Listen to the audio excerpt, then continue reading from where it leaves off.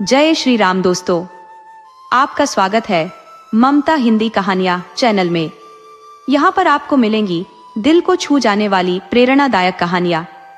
अगर आपको हमारी कहानियां पसंद आए तो वीडियो को लाइक करें, चैनल को सब्सक्राइब करें और अपने सुझाव कमेंट में जरूर दें। आपके सहयोग से आपका अपना चैनल ज्यादा से ज्यादा लोगों तक पहुंच पाए। धन्यवाद।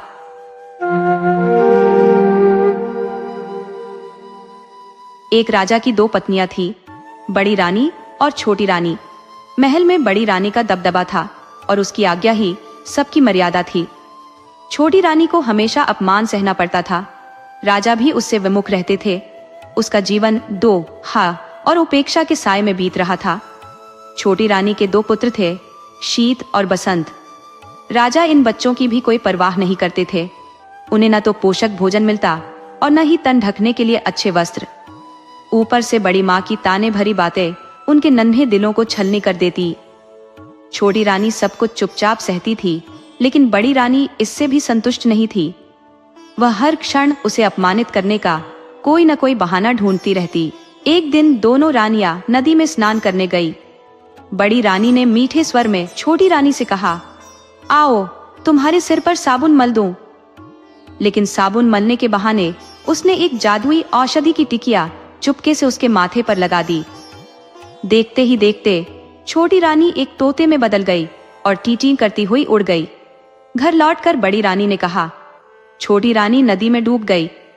राजा ने इस बात को सहजता से मान लिया। ऐसा लगा मानो महल की लक्ष्मी ही चली गई हो। पूरा राजमहल उदासी में डूब गया। शीत और बसंत के दुख की कोई सीमा न थी। उधर तोता बनी छोटी रानी उड़ते उड़ते एक अन्य राजा के महल में जा पहुंची। उस राजा ने जब उसे देखा तो कहा, यह तो सोने का तोता है। उसकी बेटी बसंतलता बोली, पिताजी, मैं इस सोने के तोते को अपने पास रखना चाहती हूँ। राजा ने उस तोते को पकड़ने का आदेश दिया और उसे एक पिंजरे में कैद कर लिया गया। समय बीतता गया। इस बीच बड़ी रानी के 3 पुत्र हुए, लेकिन वे सब बेहद दुबले पतले और कमजोर थे, मानो हड्डियों का ढांचा मात्र हो। ऐसा लगता जैसे हल्की सी हवा के झोंके से वे उड़ जाएंगे। बड़ी रानी अपने बच्चों को तरह तरह के पकवान और मांस मछली खिलाकर मजबूत बनाने का प्रयास करती, लेकिन उनकी दशा जस की तस रही। दूसरी ओर शीत और बसंत को तो ढंग से भोजन भी नहीं मिलता, फिर भी वे हृष्ट पुष्ट और तंदुरुस्त थे। ये देखकर बड़ी रानी और अधिक जलन से भर उठती। एक दिन जब शीत और बसंत पाठशाला से लौटे तो देखा कि उनकी बड़ी माँ गुस्से से उबल रही थी। उन्हें देखते ही वह गालियों की बौछार करने लगी और क्रोध में चिल्लाने लगी। उसने सामान फेंकना शुरू कर दिया और दोनों भाइयों पर हाथ उठाने लगी। जब राजा को इस बात का पता चला तो वे तुरंत वहां पहुंचे और घबरा कर पूछ बैठे, तुम्हें क्या हो गया है? रानी क्रोध से कांपती हुई गरज उठी, मेरी सौत के ये दोनों बेटे हर समय मुझे ताने मारते हैं, गालियां देते हैं। जब तक मैं इनके खून से स्नान नहीं कर लेती मेरा दिल शांत नहीं होगा। राजा ने गंभीर स्वर में कहा, जैसा तुम कहती हो वैसा ही होगा। उन्होंने जल्लाद को बुलाकर कठोर आदेश दिया, इन दोनों भाइयों को खत्म करो और इनका खून लाकर रानी को सौंप दो। शीत और वसंत फूट फूट कर रो रहे थे, पर जल्लाद को राजा के आदेश का पालन करना था। उसने दोनों के हाथ पैर रस्सियों से बांध दिए और उन्हें बलि के लिए लेकर चल पड़ा। उनकी चीखें सुनने वाला कोई नहीं था। जंगल में पहुंचने पर जल्लाद ने उनके बंधन खोल दिए। उसकी आंखों में पानी भर आया। वह बोला, राजकुमारों, मेरा दिल यह करने को गवाही नहीं देता। मैंने तुम्हें अपनी गोद में पाला है। तुम्हें मारना मेरे लिए असंभव है, लेकिन राजा की आज्ञा भी टाल नहीं सकता। मैं तुम्हें एक सुझाव देता हूँ। ये पुराने वक्कल पहन लो और जंगल के रास्ते से भाग जाओ। इस वेश में कोई तुम्हें राजकुमार नहीं पहचानेगा। इसके बाद जल्लाद ने उन्हें जंगल का रास्ता दिखाया और खुद वापस महल की ओर लौट गया। रास्ते में उसने एक कुत्ते और सियार को मारा और उनका खून बड़ी रानी के पास ले जाकर सौंप दिया। बड़ी रानी खून पाकर प्रसन्न हो गई। उसने उस खून से स्नान किया, मानो अपनी जीत का जश्न मना रही हो। इसके बाद उसने अपने बेटों को भरपेट भोजन कराया और खुद भी आनंद से खाई। शीत और वसंत जंगल के रास्ते पर बढ़ते गए। थके हारे निरंतर चलते रहे, लेकिन जंगल खत्म होने का नाम नहीं ले रहा था। आखिरकार एक बड़े पेड़ के नीचे बैठकर सुस्ताने लगे। वसंत ने कराहते हुए कहा, भैया मुझे बहुत प्यास लगी है, क्या कहीं पानी मिलेगा? शीत ने चारों ओर देखा और कहा, इतना लंबा सफर तय किया लेकिन कहीं पानी नहीं दिखा। वसंत हताश होकर बोला, प्यास से मेरा बुरा हाल हो रहा है, अब और बर्दाश्त नहीं होता। शीत ने सांत्वना दी, तुम यहीं रुको, मैं आसपास देखता हूँ, शायद कहीं पानी मिले। यीरी। पानी की खोज में भटकते हुए शीत को एक तालाब नजर आया, लेकिन समस्या यह थी कि पानी कैसे ले जाए। उसने सोचा, अगर अपनी चादर को भिगोकर ले जाऊं तो वसंत की प्यास बुझ सकती है। यही सोचकर वह तालाब में उतर गया। जिस राज्य की सीमा के अंतर्गत वह तालाब था, उस राज्य के राजा का अचानक देहांत हो गया। राजा की कोई संतान नहीं थी। समस्या उत्पन्न हुई कि राज सिंहासन पर कौन बैठेगा। सिंहासन को तो खाली नहीं रखा जा सकता है। इस पर काफी विमर्श हुआ। अंत में मंत्रियों एवं प्रजा ने मिलकर तय किया कि जिस व्यक्ति के माथे पर राज तिलक होगा उसे ही सिंहासन पर बैठाया जाएगा। योजनानुसार एक सफेद हाथी की पीठ पर सिंहासन बांधकर हाथी को छोड़ दिया गया। वह हाथी माथे पर राज तिलक वाले व्यक्ति की खोज में निकल पड़ा। इस क्रम में वह उस तालाब के पास पहुंचा जहां शीत अपनी चादर को पानी में भिगो रहा था। शीत के माथे पर राज तिलक देखते ही सफेद हाथी ने उसे अपनी सूंड से पकड़ा और सिंहासन पर बैठा दिया। शीत, बसंत बसंत पुकारने लगा, पर सब बेकार। सफेद हाथी शीत को लेकर तेजी से नगर की ओर चल पड़ा। इधर बसंत पेड़ के नीचे बैठा भाई के आने का इंतजार कर रहा था। बहुत देर तक जब उसका भाई नहीं आया तो डर के मारे वह रोने लगा। रोते रोते सारा दिन बीत गया। रात आई तो रो रो कर वह वहीं सो गया। दूसरे दिन सुबह एक सन्यासी उधर से गुजरा। बसंत को उस हाल में देखकर उसे बड़ी दया आई। उसने उसे गोद में उठा लिया और जंगल में बनी अपनी कुटिया में ले गया।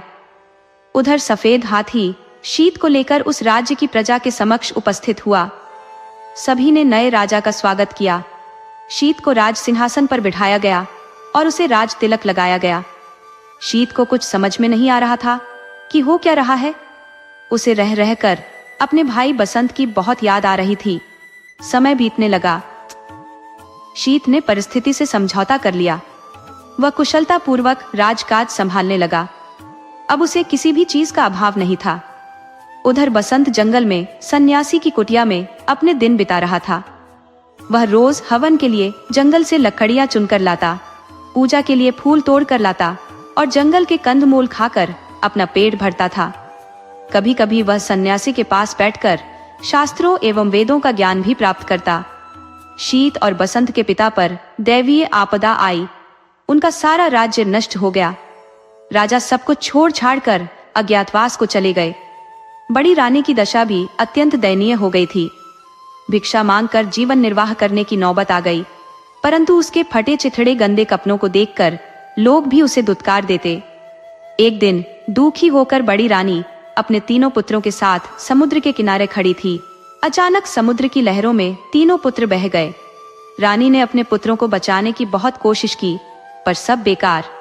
दुखी होकर वह भी समुद्र में कूद पड़ी। उधर राजा की बेटी बसंतलता अब बड़ी हो गई थी। अपनी रूपवती कन्या के लिए राजा योग्य वर की तलाश कर रहे थे, पर वैसा वर उन्हें मिल नहीं रहा था। तब रानी से परामर्श कर उन्होंने स्वयंवर का आयोजन किया। स्वयंवर सभा में अनेक राज्यों के राजपुत्र उपस्थित हुए। राजा ने घोषणा की कि सारे राजपुत्र अपने आसन पर बैठेंगे और बसंतलता हाथ में माला लेकर सभी के सामने से गुजरेगी। जो राजकुमार उसे पसंद आएगा उसी के गले में वह वरमाला डालेगी। इधर बसंतलता ने स्वयंवर के लिए श्रृंगार करना आरंभ किया। बालों का जूड़ा बनाया, आंखों में काजल लगाया, पांव में आलता लगाया। फिर तोता बनी रानी से पूछा, और मुझे क्या चाहिए? तोते ने कहा, मैं अगर तुम्हारी जगह होती तो पांवों में सोने की पायल पहनती। इससे रुनझुन की बहुत मधुर आवाज आती है। बसंतलता ने सोने की पायल पहन ली। फिर पूछा, बोलो और क्या चाहिए मुझे? तोते ने कहा, अगर मैं तुम्हारी जगह होती तो सोने की जरी वाली साड़ी पहनती। तोते की बात सुन बसंतलता ने सोने की जरी वाली साड़ी पहनी। फिर तोते ने कहा, अब तुम हीरे का हार पहन लो, बहुत सुंदर लगोगी। बसंतलता ने हीरे का हार पहन लिया। फिर पूछा, आप?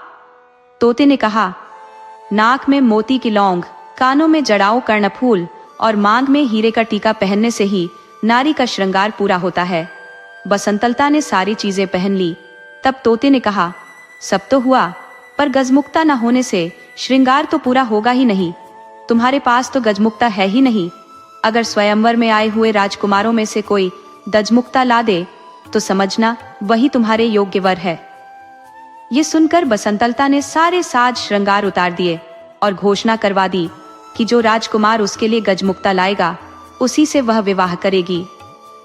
घोषणा सुनते ही सारे राजकुमार गजमुक्ता की खोज में निकल पड़े। राजकुमारों ने सुना था कि सभी हाथियों में गजमुक्ता नहीं होती है। समुद्र के किनारे पाए जाने वाले किसी किसी हाथी में ही गजमुक्ता होती है। अतः सारे राजकुमार समुद्र की ओर चल पड़े। समुद्र के किनारे पहुंचने से पहले ही हाथियों के एक झुंड ने उन पर धावा बोल दिया, जिस कारण अनेक राजपुत्रों के हाथ पैर टूट गए, अनेक घायल हो गए और इस तरह सब हताश निराश होकर वापस लौट गए। कुछ ही दिनों बाद यह समाचार शीत राजा के कानों तक पहुंचा। उसे राजपुत्रों की दुर्दशा पर दया आई और बसंतलता के आचरण पर अत्यंत क्रोध आया। उसने निश्चय किया कि वह बसंतलता के अहंकार को चूर चूर कर देगा। उसने बसंतलता के पिता के राज्य पर आक्रमण कर दिया। बसंतलता के पिता की पराजय हुई। शीत राजा ने बसंतलता को बंदी बना लिया। उधर बसंत सन्यासी की कुटिया में दिन बिता रहा था। सारा दिन इधर उधर घूमता रहता। उसकी कुटिया के पास एक विशाल बरगद का पेड़ था। उसमें एक गुल और एक बुलबुल रहती थी। एक दिन दुखी होकर बसंत उसी पेड़ के नीचे बैठा था। तब उसने उस गुल और बुलबुल को बातचीत करते हुए सुना। गुल ने स्वयंवर की सारी घटनाएं बुलबुल को सुनाई। फिर बोला, कौन जानता है कि इसका क्या परिणाम होगा? बुलबुल ने कहा, क्षीर सागर के किनारे एक दूध पहाड़ है। दूध पहाड़ से क्षीर सागर में दूध गिरता है। उस क्षीर सागर में एक स्वर्ण कमल खिला हुआ है। उस स्वर्ण कमल में एक हाथी रहता है। उसी के सिर में गजमुक्ता है। गुल ने पूछा, लेकिन वहां पहुंचेगा कौन? बुलबुल ने कहा, कोई साहसी राजपुत्र ही वहां पहुंच पाएगा। सारी बातें सुनने के बाद बसंत ने उनसे पूछा, मैं गजमुक्ता लेने जाऊंगा, इस कार्य में तुम दोनों मेरी कुछ सहायता करोगे? जरूर, परंतु तुम पहले सन्यासी के पास जाकर उसका त्रिशूल लेकर आओ। फिर सेमल के पेड़ के पास जाकर राजपुत्र के वस्त्र मांगो। सारी चीजों की प्राप्ति तुम्हें हो जाएगी। गुल और बुलबुल ने उससे कहा। बसंत ने सन्यासी से त्रिशूल लिया, सेमल के पेड़ से राजवस्त्र प्राप्त किए और उन्हें पहनकर समुद्र की ओर चल पड़ा। क्षीर सागर पहुंचकर उसने देखा कि स्वर्ण कमल के बीच दूध की तरह सफेद एक हाथी के सिर पर गजमुक्ता है।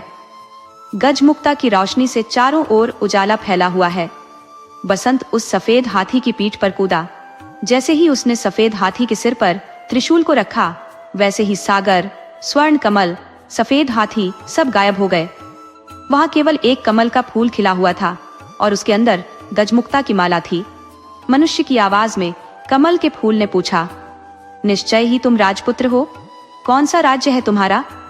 बसंत ने कहा, मैं राजपुत्र नहीं हूं, एक सन्यासी के साथ जंगल में रहता हूं। ठीक है, तुम गजमुक्ता को अपने सिर पर और मुझे अपने हृदय में रखो। बसंतलता के साथ तुम्हारा ही विवाह होगा और तुम्हारा जीवन सुख से बीतेगा। बसंत क्षीर सागर के बालू पर चलता हुआ वापस लौटने लगा। तभी उसे कुछ आवाजें सुनाई पड़ी। हम लोगों को भी साथ ले चलो भाई। वह भौचक्का होकर चारों ओर देखने लगा। उसे आसपास कोई भी नहीं दिखा। वह आगे बढ़ा तो फिर वैसी ही आवाजें आई। उसने गौर से बालू को देखा तो उसे लगा कि उसके पैर के पास बालू के अंदर से आवाजें आ रही हैं। उसने त्रिशूल से वहां का बालू हटाया तो देखा कि वहां 3 सोने की मछलियां थीं। वह उन्हें अपने साथ लेकर चल पड़ा। इधर शीत राजा शिकार खेलने निकला था। एक दिन सारा दिन भटकने के बाद भी उसके हाथ एक भी शिकार न लगा। थक कर वह एक पेड़ के नीचे बैठ गया। अचानक उसे याद आया कि वह अपने भाई बसंत को इसी पेड़ के नीचे छोड़कर पानी लाने गया था और फिर एक हाथी उसे एक राज्य में ले गया था। फिर वह कभी इस जगह लौटकर नहीं आ सका था। बसंत का क्या हुआ? वह कहाँ गया होगा? क्या वह जीवित होगा? यह सोचकर वह रो पड़ा। अपने राजभवन में लौटने के बाद भी वह केवल बसंत के बारे में सोचता रहता। बसंत गजमुक्ता लेकर बसंतलता के राज्य में गया तो वहां उसे पता चला कि शीत राजा बसंतलता को बंदी बनाकर अपने राज्य में ले गया है। बसंत सीधा शीत राजा के राजभवन में पहुंचा। राजा के अंगरक्षकों को 3 सोने की मछलियां देकर कहा, अपने राजा से कहो कि बसंतलता को छोड़ दें। लेकिन शीत राजा तो अपने भाई के शोक में डूबा अपने कमरे का दरवाजा बंद कर अंदर बैठा हुआ था। राजा की आज्ञा की प्रतीक्षा में बसंत 7 दिनों तक हाथ में त्रिशूल लिए, सिर पर गजमुक्ता रखे राजमहल के सामने बैठा रहा। 8वें दिन शीत राजा थोड़े सामान्य हुए तो दासियां सोने की मछलियों को काटने बैठी, लेकिन आश्चर्य, मछलियां बोल उठी, हमें न काटो, हम राजा के भाई हैं। अंगरक्षकों ने जब शीत राजा को बसंत की बात बताई तो वे स्वयं राजभवन से बाहर आए। वहां अपने भाई बसंत को देखा तो दौड़कर उसे अपने गले लगा लिया। तभी वे दासियां उन बोलने वाली सोने की मछलियों को लेकर राजा के पास पहुंची। लेकिन आश्चर्य, शीत राजा के हाथ लगाते ही तीनों मछलियां 3 मनुष्यों में बदल गई। उन्हें देखते ही वे पहचान गए। वे बड़ी रानी के पुत्र थे, शीत बसंत के सौतेले भाई। शीत बसंत ने बड़ी रानी और राजा के दुर्भाग्य की सारी बातें उनसे सुनी। उनकी आंखों से आंसू बहने लगे। 5 भाई आनंद पूर्वक राजभवन में रहने लगे। शीत राजा अपने भाई बसंत के विवाह की तैयारियां करने लगा। उसने बसंतलता के पिता के पास समाचार भेजा कि उन्हें मुक्त किया जा रहा है। पिंजरे के तोते ने बसंतलता को खुशखबरी दी, गजमुक्ता लेकर राजपुत्र आ गया है। बसंतलता बोली, जानती हूँ। उसी समय एक दासी दौड़ती हुई आई और उसने प्रसन्नता पूर्वक कहा कि गजमुक्ता लाने वाले राजपुत्र राजा शीत के ही भाई हैं। बसंतलता बहुत खुश हुई। उसने तय किया कि वह अपने प्रिय तोते को आज अपने हाथों से स्नान कराएगी। उसने कपिला गाय के दूध में कच्ची हल्दी को पीसकर दूध में मिलाया और उससे तोते को स्नान कराने लगी। इस क्रम में बसंतलता के हाथ से तोते के माथे की दवाई पुछ गई। देखते ही देखते तोता एक सुंदर नारी बन गया। बसंतलता ने आश्चर्य से पूछा, तुम कौन हो, परी या देवी? वह बोली, मैं राजरानी हूँ। शीत और बसंत मेरे ही बेटे हैं। उसके बाद उसने अपने साथ घटी सारी बातों को उसे बता दिया। अगले दिन बसंतलता के साथ बसंत का विवाह धूमधाम से संपन्न हुआ। विदा के समय बसंतलता ने अपने पिता से कहा, मैं पालकी में अकेली ही जाऊंगी। पिता ने पूछा, यह क्या बात हुई? नज बसंतलता बोली, मैंने प्रण लिया है कि सुबह प्रार्थना के समय अकेली रहूंगी। पिता बोले, ठीक है, जैसा तुम चाहती हो वही होगा। सभी से विदा लेकर बसंतलता सुंदर पालकी में बैठ गई। उसने चुपके से छोटी रानी को अपनी पालकी में बैठा लिया। बसंत भी अपनी पालकी में बैठ गया। शीत राजा के महल के पास जब पालकी रुकी तब उससे बसंतलता के अलावा एक अपूर्व सुंदरी नारी भी उतरी। सब उसे आश्चर्यचकित होकर देख रहे थे। उसने पालकी से उतरते ही पूछा, कहाँ है मेरे शीत बसंत? मेरे पास आओ। माँ की पुकार सुनकर शीत बसंत दौड़कर आए और उससे लिपट गए। बड़ी रानी के तीनों पुत्र भी दौड़कर वहां पहुंच गए। इस सुखद समाचार को सुनकर थोड़े दिनों बाद राजा भी लौट आए।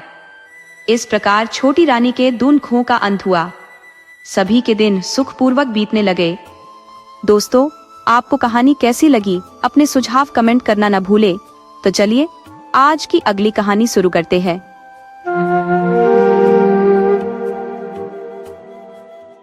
नन्ही आयरा ने घर आए एक नौजवान से मासूमियत से कहा, अरे मेरे सारे फूल मुरझा गए हैं।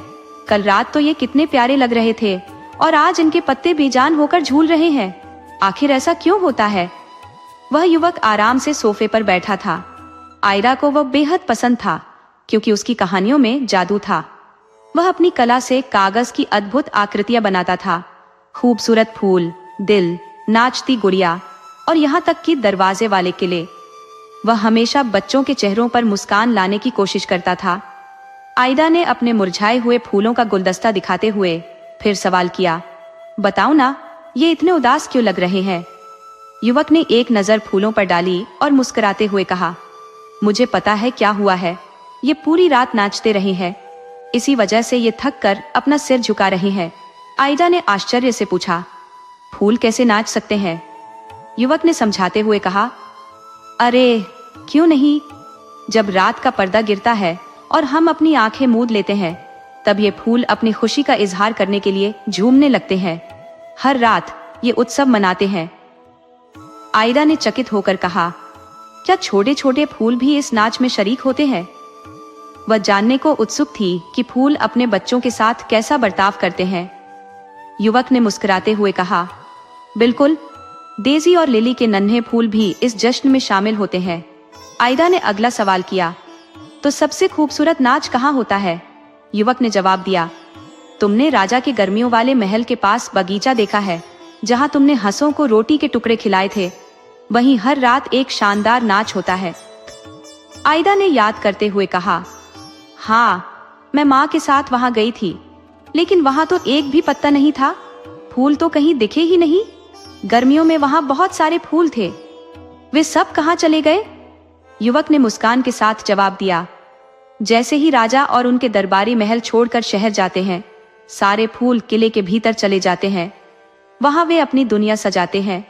काश तुम देख पाती, वहां दो सबसे शानदार गुलाब राजा और रानी बनकर सिंहासन पर बैठते हैं। बड़ी लाल लिली उनकी सेवा में होती है और बाकी फूल उनके दरबार की शोभा बढ़ाते हैं। वह आगे बोला, सारे जामुनी रंग के फूल युवा नौसैनिकों जैसे लगते हैं। वे नीले हाइसिंथ और केसर के साथ नाचते हैं। ट्यूलिप और पीली लिली बूढ़ी महिलाओं की तरह सब पर नजर रखती हैं, ये सुनिश्चित करते हुए कि सब कायदे से नाचे। आयदा के चेहरे पर एक अद्भुत मुस्कान फैल गई। उसने मान लिया कि फूलों की दुनिया उससे कहीं ज्यादा रंगीन और जिंदा दिल है, जितना उसने कभी सोचा था। पर फूलों को राजा के महल में नाचने की इजाजत मिलती है? आयरा ने अपनी चंचल आवाज में पूछा। युवक मुस्कुराते हुए बोला, इजाजत? कोई जानता ही नहीं कि वे वहां जाते हैं। जब राजा शहर में होते हैं तो फूल बगीचों में रहते हैं, पर उनके जाते ही फूल अपनी छुपी हुई दुनिया में लौट जाते हैं। कभी कभार जब महल का चौकीदार आता है तो उसके चाबियों के गुच्छे की आवाज सुनकर फूल झटपट अपनी जगहों पर छिप जाते हैं। बूढ़ा चौकीदार उनकी खुशबू को महसूस करता है, पर उन्हें देख नहीं पाता।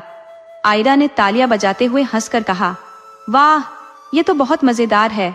अगर मैं वहां होती तो क्या मुझे भी वे फूल नहीं दिखते? युवक ने गहरी सोच के बाद कहा, शायद दिख जाते।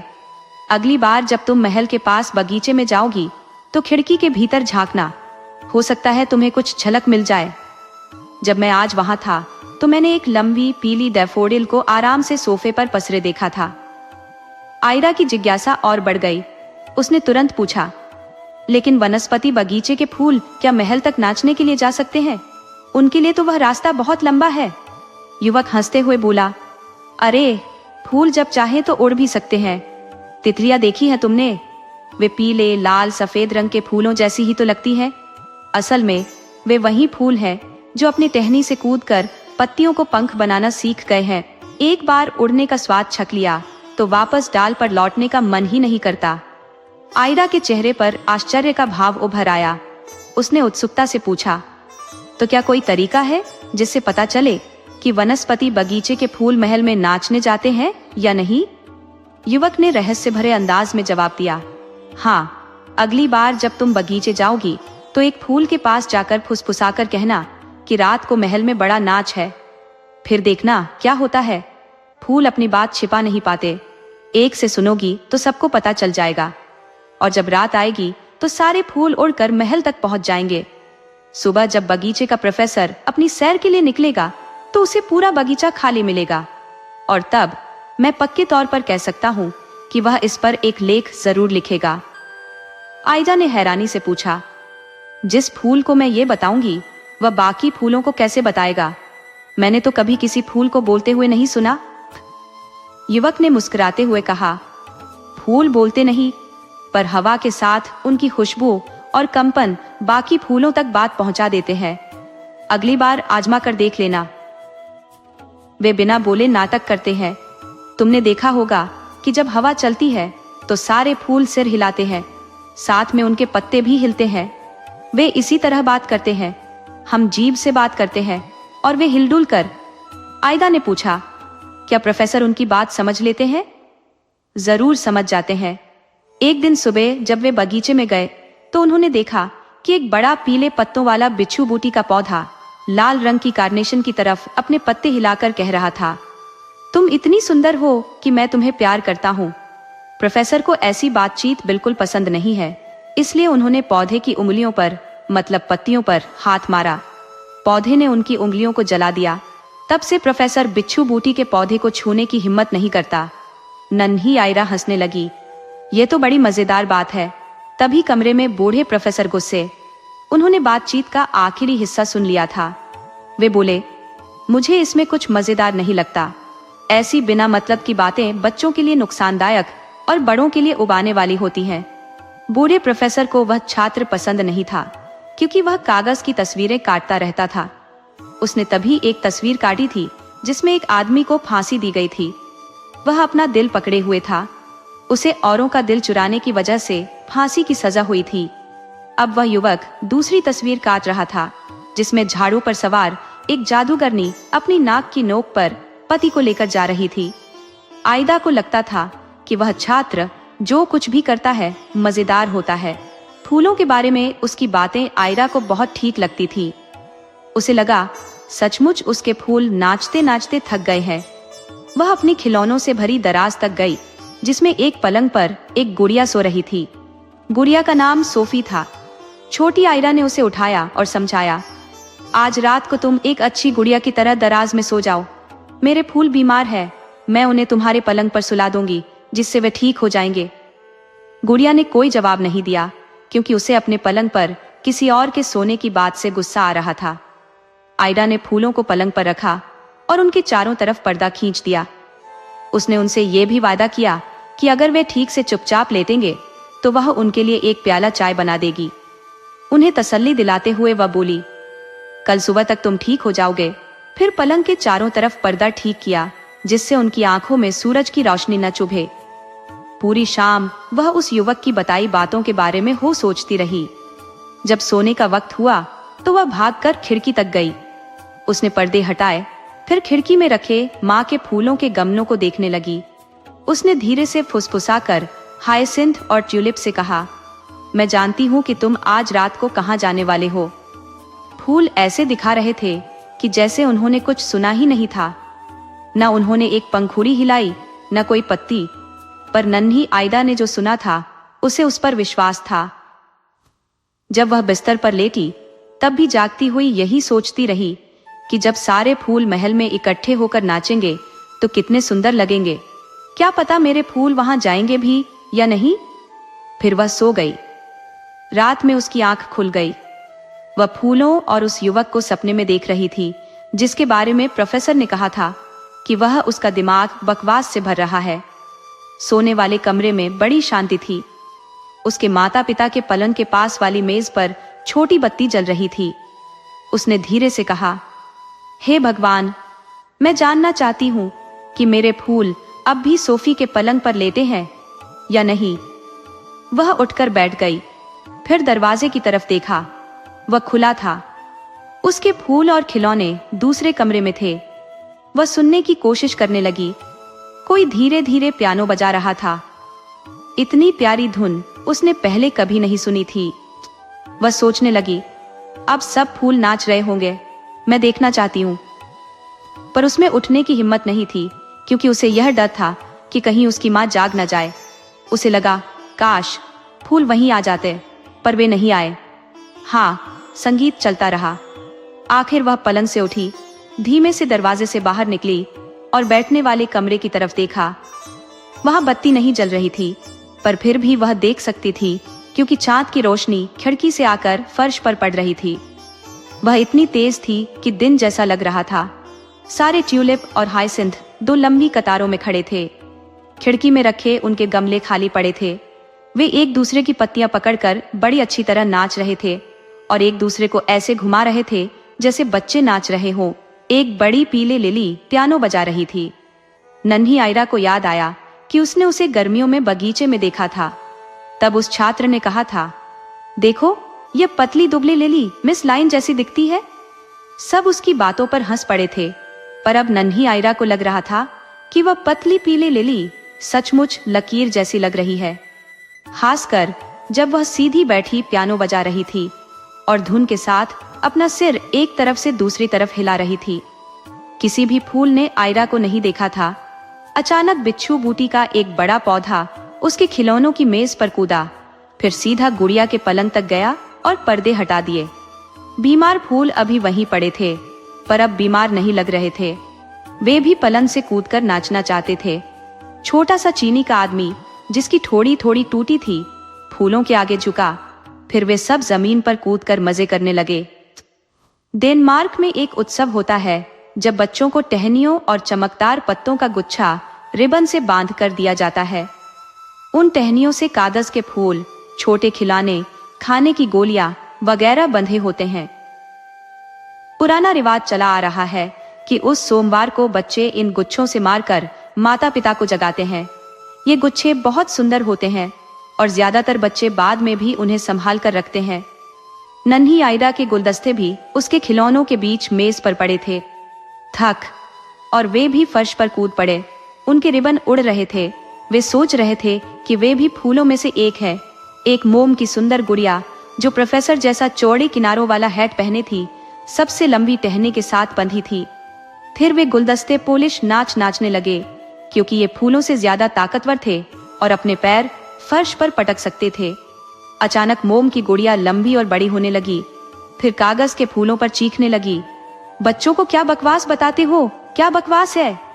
वह गुड़िया प्रोफेसर जैसी दिखने लगी, क्योंकि वैसा ही हैट पहने हुए थी। प्रोफेसर जैसा ही पीला रंग था और हर वक्त एक खींच भरा भाव था।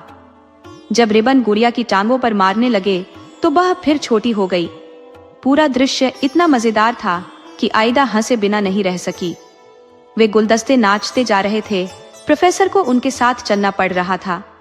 वो छोटा होने पर फिर से मोम की गुड़िया जैसा दिखने लगा था। उसे बिल्कुल आराम नहीं मिल रहा था। फूलों को उस पर तरस आ गया। फिर उन्होंने टहनी वाले गुलदस्ते से रुकने की विनती की। जैसे ही वे रुके, दराज से खटखटाने की आवाज आई। वहां सोफी लेटी थी। चीनी के छोटे से आदमी ने ध्यान से मेज के किनारे तक जाकर झुककर जितनी दराज खोद सकता था खोल दी। थोड़ी सी ही खुली थी। उसमें से सिर निकालकर सोफी बोली, अच्छा, नाच हो रहा है, मुझे किसी ने क्यों नहीं बताया। चीनी के बने आदमी ने पूछा, क्या मेरे साथ नाचोगी। सोफी ने दराज के किनारे पर बैठकर कहा, हाँ, तुम तो टूटे हुए हो, और उस बेचारे की तरफ पीठ कर ली। उसने सोचा था फूलों में से कोई उससे नाचने को कहेगा, पर कोई नहीं आया। चीनी का आदमी अकेला ही नाचता रहा। वह बुरा नहीं नाचता था। जब किसी फूल ने उसकी तरफ ध्यान नहीं दिया, तब सोफी अपने आप ही फर्श पर कूद पड़ी। वह गिर गई। सारे फूल दौड़े हुए आए और पूछने लगे, चोट तो नहीं लगी। जो फूल रात को उसके पलंग पर सोए थे, वे उसका खास ध्यान रख रहे थे, पर सोफी के चोट नहीं लगी थी। नन्ही आयरा के फूलों ने पलंग पर सोने देने के लिए उसका धन्यवाद किया और कहा कि वे उसे प्यार करते हैं। फिर वे उसे फर्श पर बीचों बीच ले गए जहां चांदनी थी और उसके साथ नाचने लगे। बाकी के फूलों ने उसके चारों तरफ घेरा बना लिया। सोफी खुश हुई और फूलों से बोली कि वे उसका पलंग ले सकते हैं, हालांकि उसे खुद दराज में सोना अच्छा नहीं लगता था। फूलों ने जवाब दिया, धन्यवाद, तुम्हारी बड़ी कृपा है, पर हमारा जीवन छोटा होता है, कल हम मर जाएंगे। नन्ही आयदा से कहना कि जहां उसने चिड़िया को दफनाया था वहीं हमें भी दबा दे। हम अगले साल फिर से पैदा होकर आएंगे और अब से भी ज्यादा सुंदर लगेंगे। गुड़िया चिल्लाई, तुम्हें मरना नहीं चाहिए, और उसने उन्हें चूम लिया। उसी वक्त खाने वाले कमरे का दरवाजा खुला और बहुत सुंदर सुंदर फूल नाचते हुए अंदर आ गए। नन्ही आयदा कल्पना भी नहीं कर सकती थी कि वे कहां से आए थे। शायद राजा के महल के पास वाले बगीचे से आए थे। सबसे पहले सोने के मुकुट पहने हुए 2 गुलाब आए जो राजा रानी थे। उनके पीछे कार्नेशन और लिली सिर झुकाए दूसरे फूलों को हाथ हिलाते हुए आ रहे थे। संगीत बज रहा था। बड़े बड़े पॉपी और पियोनी के फूल स्वीट पी की कलियों को जोर जोर से फूंक मार रहे थे। उसके मुंह लाल हो गए थे। ब्लूबेल हिल रहे थे। ये एक अजीब तरह का ऑर्केस्ट्रा था। आखिर में बाकी फूल वायलेट, डेजी, लिली भी नाचते हुए आ गए। नाच खत्म होने पर उन्होंने एक दूसरे को चूमा। पूरा दृश्य बहुत सुंदर लग रहा था। फूलों ने एक दूसरे से शुभ रात्रि कहा। नन्ही आयदा भी वापस अपने पलंग पर लेटकर जो कुछ देखा था उसी के सपने देखती रही। अगले दिन सुबह उठते ही वह सीधी भागकर गुड़िया के पलंग पर अपने फूलों को देखने गई कि वे वहां हैं भी या नहीं। वे वहीं थे, पर अब मर चुके थे। गुड़िया दराज में ही थी और बहुत नींद में थी। आयरा ने उससे पूछा, याद है, तुम्हें मुझे कुछ बताना है? सोफी ने एक शब्द भी नहीं कहा। आयरा ने उसे डांटते हुए कहा, तुम अच्छी गुड़िया नहीं हो। याद है रात को सारे फूल तुम्हारे साथ कैसे नाचे थे? फिर उसने एक कागज का डिब्बा निकाला जिसके ऊपर एक चिड़िया की सुंदर तस्वीर थी और उसके अंदर फूल रख दिए। ये तुम्हारा सुंदर सा ताबूत है, वह बोली। जब नॉर्वे से मेरे भाई आएंगे तब मैं तुम्हें अच्छी तरह दफनाऊंगी ताकि तुम अगली गर्मियों में सुंदर फूल बनकर आ सको। उसके नॉर्वे वाले भाई बड़े ताकतवर लड़के थे। उनके नाम थे जोनस और अडोल्फ। उनके पिता ने उन्हें धनुष बाण दिलवाए थे जो दिखाने के लिए वे अपने साथ लाए थे। आयदा ने उन्हें अपने बेचारे फूलों के बारे में बताया कि वे मर गए हैं और यह भी कि उन्हें दफनाना है। जुलूस सा निकाला गया। सबसे आगे धनुष बाण लिए लड़के थे। फिर सुंदर कागज का डिब्बा उठाए नन्ही आयरा थी। बगीचे के कोने में उन्होंने एक कब्र खोदी। आयदा ने फूलों को चूमा और दफना दिया। जोन्स और अडोल्फ ने कब्र पर एक तीर गाड़ दिया क्योंकि उनके पास बंदूक या तोप नहीं थी जो छोड़ते। दोस्तों, आपको कहानी कैसी लगी अपने सुझाव कमेंट करना न भूले। तो चलिए आज की अगली कहानी शुरू करते हैं। ब्लड इंडियंस उत्तरी अमेरिका के रेड इंडियंस में सबसे अधिक पराक्रमी और क्रोधी माने जाते हैं। रेड इंडियंस की रावण और अन्य पौराणिक कथाएं ब्रह्मांड की उत्पत्ति से जुड़ी होती है, लेकिन ब्लड इंडियंस की कहानियां सरल और साधारण होती है। इनकी परंपरा में 4 का विशेष महत्व है। जैसे भारतीय और यूरोपीय परंपराओं में 3 को पवित्र माना जाता है। इस पुस्तक की पहली कहानी में भैंसों का झुंड 4 बार नाचता है और आदमी की माँ भी 4 बार कहती है, ओ नीले निशान वाले, यह तेरा धुआं है। कहानी कुछ इस तरह है कि एक दिन एक आदमी कहीं जा रहा था जब उसने देखा कि एक भैंस कीचड़ में बुरी तरह फंसी हुई है। भैंस की हालत देखकर उसे दया आ गई। वह चारों ओर नजर दौड़ाने लगा कि कैसे मदद की जाए। तभी उसे पास में एक डंडा पड़ा हुआ नजर आया। उसने डंडा उठाया और भैंस को हल्के से कोंचने लगा। कुछ ही पल में भैंस ने एक जोरदार छलांग लगाई और कीचड़ से बाहर निकल गई। भैंस को बचाकर वह आदमी अपने रास्ते पर चला गया और भैंस भी अपने गंतव्य की ओर बढ़ गई।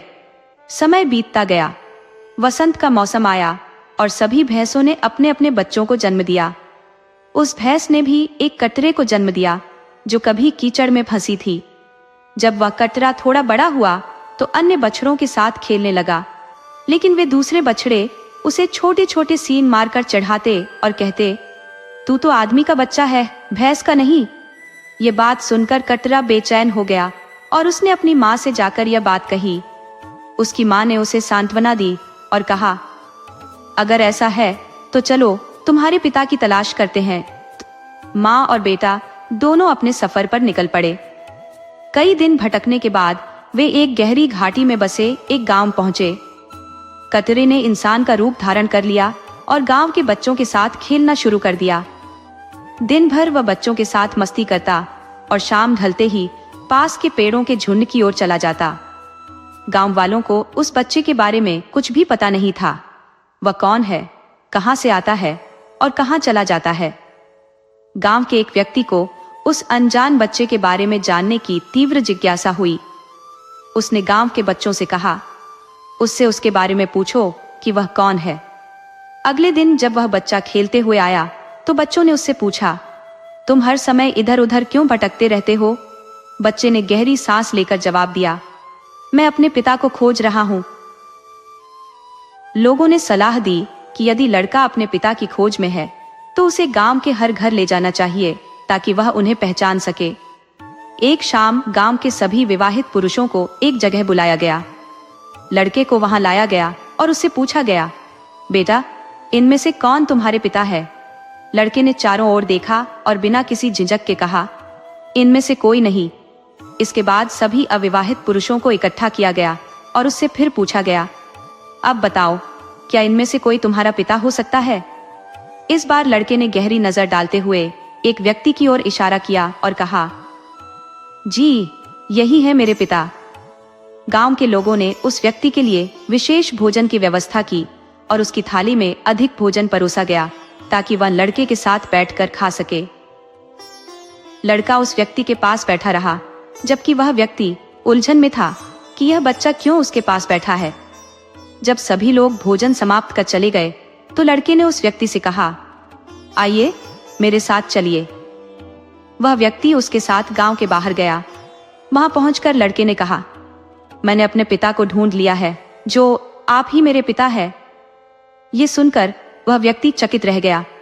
उसने सोचा, मैं तो किसी स्त्री को जानता भी नहीं, फिर यह लड़का मेरा कैसे हो सकता है। फिर उसकी नजर लड़के के चेहरे पर पड़ी। लड़के के चेहरे पर भी वही नीला निशान था जैसा उसके चेहरे पर था। यह देखकर भी उसकी उलझन कम नहीं हुई। लड़के ने कहा, देखिए मैं अपनी माँ को बुलाने जा रहा हूँ। वह आपको देखकर क्रोधित होगी और आपको मारने दौड़ेगी, लेकिन आप डरिएगा मत, बस उसके दोनों सींग पकड़ लीजिएगा। वह आदमी जैसे ही खुली जगह पर खड़ा हुआ, लड़के की माँ जो भैंस थी उसे मारने दौड़ी। आदमी को लड़के की बात याद आ गई। उसने साहस बटोरकर भैंस के सींग पकड़ लिए। जैसे ही उसने सींग पकड़े, भैंस गायब हो गई और उसकी जगह एक सुंदर स्त्री खड़ी थी। उस स्त्री ने पूरी कहानी बताई और कहा, ये लड़का तुम्हारा ही है, देखो इसका चेहरा तुम्हारे जैसा है। अब आदमी को थोड़ा थोड़ा समझ में आने लगा कि यह सब कैसे हुआ। वह स्त्री और लड़के को अपने घर ले आया। उसके बाद वे कई दिनों तक एक साथ रहे और एक नई शुरुआत की। उस आदमी के पास 2 चिड़िया थी, एक कौआ और एक मैना। दोनों चिड़िए उस लड़के के दोनों कंधों पर बैठकर उसके साथ खूब खेलती थीं।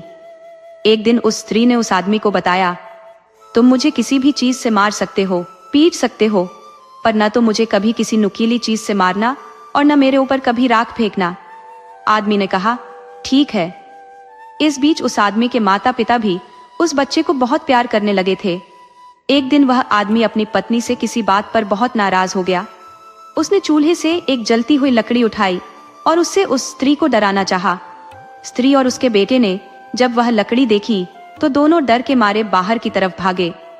वह आदमी भी उनके पीछे पीछे भागा, परंतु तब तक वे दोनों भैंस और कटरे में बदल चुके थे और दोनों ही वहां से जंगल की तरफ भाग गए थे। लड़के के दादी और बाबा अपने पोते को इधर उधर ढूंढ रहे थे। कौआ और मैना भी उस लड़के को उड़ उड़कर इधर उधर ढूंढने की कोशिश कर रहे थे, पर वह तो उनको न मिलना था न मिला। उस आदमी की माँ रोकर बोली, तुमने जरूर ही मेरे पोते के साथ कुछ बुरा किया है। जब तुम्हारी पत्नी ने पहले से तुमको कह रखा था कि उसको कभी नुकीली चीज से नहीं मारना, तो तुम उसको जलती हुई लकड़ी से मारने क्यों दौड़े। वह जादू जानती थी, पर तुम नहीं माने, और देखो अब वे दोनों ही कहीं चले गए हैं। इस पर वह आदमी बोला, अच्छा माँ, तुम परेशान मत हो, मैं उन दोनों को ढूंढने की कोशिश करता हूँ। अगर मैं कुछ समय तक न लौटूं तो मेरी चिड़ियों को मेरे पीछे भेज देना, और अगर वे मेरी कोई छोटी से छोटी चीज भी ले आए तो मेरे बिछाने पर रखकर उसको ढक देना, और अपने पाइप में तंबाकू जलाकर उसका धुआं मेरी उस चीज की तरफ उड़ाकर 4 बार कहना, ओ नीले निशान वाले, ये तेरा धुआं है। ये कहकर वह आदमी वहां से चला गया। काफी समय इधर उधर घूमने के बाद उसको भैंसों का एक बड़ा सा झुंड दिखाई दिया। ध्यान से देखने पर उसको लगा कि उनमें से एक भैंस अपने कटरे के साथ दूसरी भैंसों से कुछ अलग सी अकेली बैठी है। उसे लगा कि शायद वही उसकी पत्नी और लड़का है। उसने भैंस का गोबर अपने शरीर पर लपेट लिया और भैंसों के पानी पीने की जगह पर एक गड्ढे में छिपकर बैठ गया। पहले सारी भैंसें पानी पीने आई, फिर उनके बच्चे पानी पीने आए। बस उसने अपने वाले बच्चे को पकड़ लिया। बच्चा अपने पिता को देखकर बहुत खुश हुआ और बोला, मैं अपनी माँ को जाकर बताता हूँ। वह दौड़ा दौड़ा अपनी माँ के पास गया और जाकर उससे बोला, माँ, पिताजी आ गए। भैंस उसके पास आई तो वह बोला, मैं तुम्हें लेने आया हूँ। भैंस बोली, मुझे अपने सरदार से पूछ लेने दो, अगर वह हाँ कह देगा तभी मैं तुम्हारे साथ जाऊंगी। तुमने हमारे साथ अच्छा नहीं किया, हम लोग राख और चाकू से बहुत डरते हैं। तुमने सचमुच ही हमारे साथ बहुत ही बुरा किया है। वह कटरा उस समूह के सरदार के पास गया। उसने उससे कुछ बात की और वापस आकर बोला, सरदार कहते हैं कि एक नाच होगा जो 4 बार होगा, और अगर चारों बार आपने मुझे पहचान लिया तो हम सब अपने घर वापस जा सकते हैं।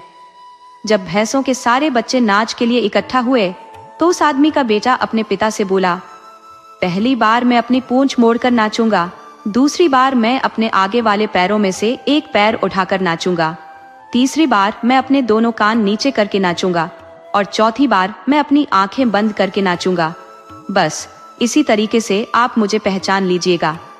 3 बार तो उस आदमी ने अपने बेटे को पहचान लिया, परंतु चौथी बार में सभी बच्चों ने अपनी आंखें बंद कर ली।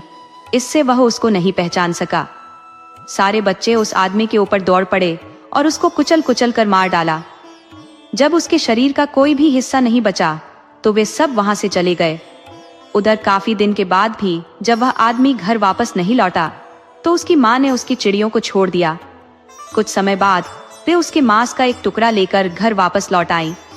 माँ ने अपने बेटे के कहे अनुसार उसके मांस के टुकड़े को उसके बिछाने में रखकर उसको ढक दिया और पाइप से तंबाकू जलाते हुए धुआं उसकी ओर उड़ाते हुए बोली, ओ नीले निशान वाले, यह तेरा धुआं है।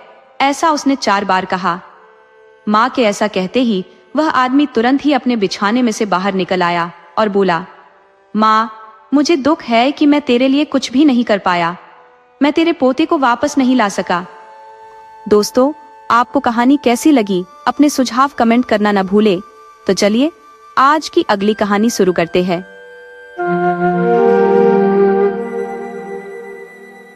एक समय की बात है, एक राजा और रानी का राज्य समृद्धि और वैभव से परिपूर्ण था।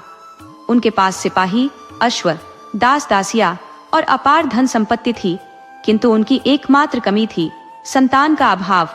इस वजह से राजा और रानी के मन में हमेशा विषाद छाया रहता। उन्होंने संतान प्राप्ति हेतु हर संभव उपाय किए, दान पुण्य, धार्मिक अनुष्ठान, तपस्या, मंत्र जप, व्रत और पूजा अर्चना, परंतु किसी भी प्रयास से उन्हें सफलता नहीं मिली। समय बीतने के साथ राजा और रानी वृद्धावस्था की ओर अग्रसर होने लगे। जैसे जैसे उनका बुढ़ापा बढ़ा, उनकी चिंता और गहरी हो गई। वे अक्सर सोचते, हमारे इतने विशाल साम्राज्य का भविष्य क्या होगा? कौन इस राज्य का उत्तराधिकारी बनेगा? प्रजा की देखभाल कौन करेगा? इस चिंता में दोनों दिन रात खोए रहते। यहाँ तक कि भोजन भी उनके लिए गौण हो गया। एक दिन सुबह राजा के दरबार में एक साधु का आगमन हुआ। दासी ने रानी को इसकी सूचना दी। रानी ने ठान लिया कि यह उनका अंतिम दान होगा। वह बोली, इसके बाद मैं अपने हाथों से कोई दान नहीं करूंगी। रानी ने चावल से भरा छाछ उठाया और साधु की झोली में डालने के लिए बाहर आई। उनके चेहरे पर छाए विषाद ने साधु का ध्यान आकर्षित किया। साधु ने पूछा, रानी साहिबा, आपके चेहरे पर यह उदासी क्यों है? आपको किस बात की चिंता सता रही है? रानी ने साधु को अपनी पूरी व्यथा सुनाई और आंसुओं से भीग गई। साधु कुछ पल के लिए मौन हो गया, फिर गंभीरता से बोला, रानी साहिबा, चिंता त्याग दे। आपकी संतान की अभिलाषा पूर्ण होगी। आपके गर्भ से एक पुत्र जन्म लेगा, किंतु वह केवल 14 वर्षों तक ही इस संसार में रहेगा। इससे अधिक कुछ देना मेरे वश में नहीं है। इतना कहने के बाद साधु ने अपनी झोली से थोड़ी भभूत निकाली और रानी को देते हुए कहा, आप और महाराज इस भभूत को समान रूप से ग्रहण करें। शीघ्र ही आपको संतान सुख प्राप्त होगा। साधु अपनी राह चला गया, पर रानी गहरे विचार में पड़ गई। उसने सोचा, 14 वर्ष भी बहुत है। इतने समय के लिए पुत्र मिलेगा, यही पर्याप्त है। मैं उसे अपनी सारी ममता और स्नेह से बड़ा करूंगी, अपने संतान की अभिलाषा पूरी करूंगी। उस रात जब राजा अपने सारे राजकाज से निवृत्त होकर रानी के महल में पहुंचे तो रानी ने उन्हें सारी बात बताई। साधु द्वारा दी गई भभूत दिखाकर बोली, साधु महाराज ने इसे हम दोनों को ग्रहण करने के लिए कहा है। राजा बोले, इतना सब कुछ कर लिया, दान पुण्य, तप तपस्या, मंत्र जप, मगर परिणाम शून्य ही रहा। अब यह भभूत हमारे लिए संतान का वरदान बन जाएगी, इस पर कैसे भरोसा करें? रानी ने उत्तर दिया, जब इतने प्रयास कर ही लिए हैं तो इसे भी एक बार आजमा लेते हैं। यूं भी उस साधु के क्रोध को क्यों न्योता दें? राजा के मन में अविश्वास तो था, लेकिन रानी की उदासी को देख वे चुपचाप सहमत हो गए। फिर क्या था, दोनों ने स्नान करके पवित्र भाव से अपने इष्ट देवता का स्मरण किया, पूर्वजों की वंदना की और साधु महाराज को याद करके वह बभूत आपस में बांटकर ग्रहण कर ली। इसके बाद मन को शांत कर वे निश्चिंत होकर सो गए। कुछ समय बीता और साधु के कथनानुसार रानी गर्भवती हो गई। इस सुखद घटना ने राजा रानी के हृदय में उत्साह की नई लहर भर दी। राजा मुस्कुराते हुए बोले, महारानी, सचमुच साधु महाराज की कृपा हमारे जीवन पर बरस पड़ी है। 9 माह 9 दिन और 9 घंटों के उपरांत रानी ने एक सुंदर गोरे चिट्टे पुत्र को जन्म दिया। राजा ने इस खुशी में पूरे राज्य में आनंद उत्सव का आयोजन किया। नामकरण विधि संपन्न हुई और 8 दिन तक प्रजा को अन्नदान किया गया। इसके बाद राजकुमार की कुंडली देखने के लिए राज्य के विख्यात ज्योतिषी को बुलाया गया। ज्योतिषी ने कुंडली देखकर चिंता भरे स्वर में कहा, महाराज, आपके राजपुत्र का जीवन मात्र 14 वर्षों तक ही सीमित है। राजा पहले से इस भविष्यवाणी को जानते थे। रानी को भी साधु की चेतावनी याद थी। दोनों मौन हो गए। इसके बाद उन्होंने राजपुत्र को बड़े लाड प्यार और स्नेह से पाला। उनकी हर इच्छा पूर्ण की गई। थोड़ी समय के लिए ही सही, लेकिन भगवान ने उन्हें संतान सुख प्रदान किया था और वे इसे अपना सौभाग्य मानते थे। राजपुत्र समय के साथ बढ़ने लगा। जब वह 7 वर्ष का हुआ तो राजा ने उसके लिए एक विद्वान गुरु की व्यवस्था की। गुरु ने उसे शिक्षा दीक्षा में निपुण किया। शास्त्रों का ज्ञान, युद्ध कला, अश्वारोहण, राजधर्म और 12 कलाओं में निपुणता प्रदान की। जब वह 12 वर्ष का हुआ तो उसकी योग्यता और गुणों को देखकर राजा ने उसके लिए एक आदर्श राजकुमारी का चयन कर विवाह संपन्न कराया। 2 वर्ष और बीत गए। राजपुत्र 14 वर्ष का हो गया। एक दिन उसने राजा से कहा, पिताजी, मैंने अब तक इस राजमहल के सिवाय कुछ नहीं देखा है। मेरा मन करता है कि मैं पूरे राज्य का भ्रमण करूं, हर कोने को देखूं और समझूं। पुत्र की बात सुनकर राजा के मन में चिंता का बादल गहराने लगा। 14वें वर्ष की सीमा अब धीरे धीरे पास आ रही थी। राजा इस सत्य से भली भांति परिचित था कि अनहोनी किसी भी पल दस्तक दे सकती है, लेकिन वह अपनी भावनाओं को छिपाते हुए चेहरे पर मुस्कान लाते हुए बोला, बेटा, तुम्हें अवश्य ही पूरे राज्य का भ्रमण करना चाहिए। जानना चाहिए कि कहाँ क्या है। कल को यह राज्य तुम्हारे ही हाथों में जाएगा। बस मेरी एक बात याद रखना, जहां भी जाओ, क्या करो, इसकी जानकारी अपनी पत्नी को मत देना।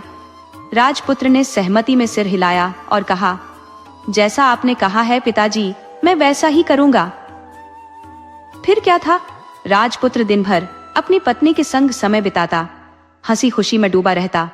लेकिन आधी रात होते ही जब घड़ी 12 बजाती, वह अपने बिस्तर से उठता और चुपचाप महल से बाहर निकल जाता। सुबह पौ फटने से पहले वह लौटकर अपनी जगह आकर सो जाता। यह सिलसिला कई दिनों तक यूं ही चलता रहा। 14वें वर्ष के समाप्त होने में अब बस कुछ ही दिन बचे थे। तभी एक रात राजकुमारी अनायास जाग उठी। उसने पाया कि राजपुत्र बिस्तर पर नहीं है। उसने महल के हर कोने में उसे ढूंढा, लेकिन राजपुत्र कहीं भी नजर नहीं आया। असमंजस में डूबी, उसने किसी से कुछ नहीं कहा। अगली रात फिर वही हुआ, तीसरी रात, चौथी रात, और यही क्रम चलता रहा। धीरे धीरे राजकुमारी के मन में चिंता गहराने लगी। वह स्वयं से सवाल करने लगी, आखिर वह हर रात कहाँ जाता है? क्या किसी अन्य स्त्री से मिलने जाता है? इन विचारों ने उसके मन में हलचल मचा दी, लेकिन सवाल करने का साहस वह नहीं जुटा पाई। उसे भय था कि शायद उसके सवाल से राजपुत्र नाराज हो जाएगा। सास ससुर से इस बारे में पूछने का ख्याल आया, लेकिन कुल मर्यादा का ध्यान उसे रोक देता। इस तरह वह भीतर ही भीतर घुटने लगी। उसकी भूख प्यास सब खत्म हो गई। धीरे धीरे वह इतनी कमजोर हो गई कि उसकी हालत एक मुरझाए हुए फूल जैसी हो गई। महल में फूल बेचने वाली एक बूढ़ी मालिन थी, जो नियमित रूप से राजकुमारी के लिए ताजे फूल लेकर आती थी। एक दिन उस बूढ़ी महिला ने रानी को देखा और उसकी दयनीय हालत पर सवाल किया। वह बोली, बेटी, क्या बात है? तुम्हारी ये हालत क्यों हो रही है? तुम सूख कर कांटा क्यों बनती जा रही हो?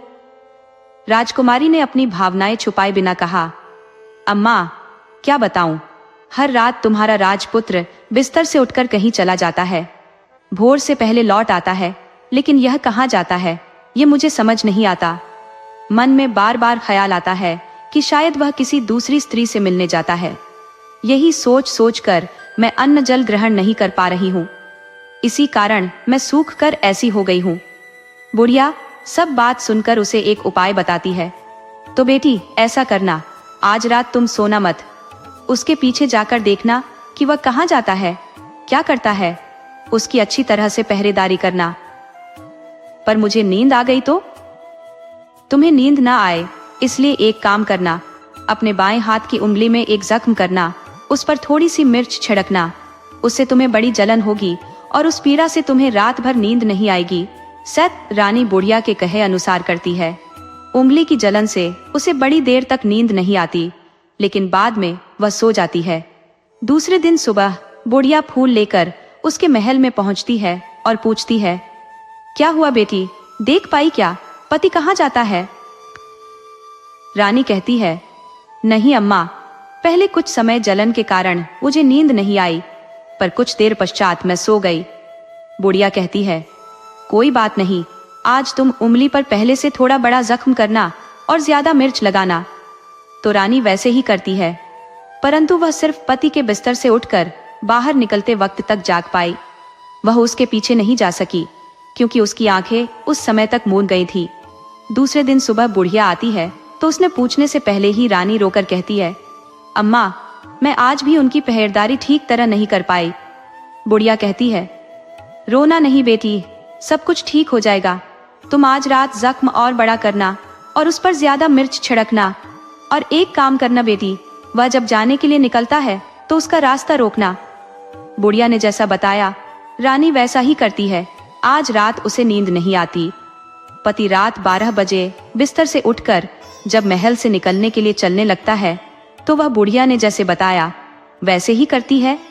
दौड़कर जाकर पति का रास्ता रोकती है और कहती है, कहाँ जा रहे हो, किससे मिलने जा रहे हो, मुझे बताओ।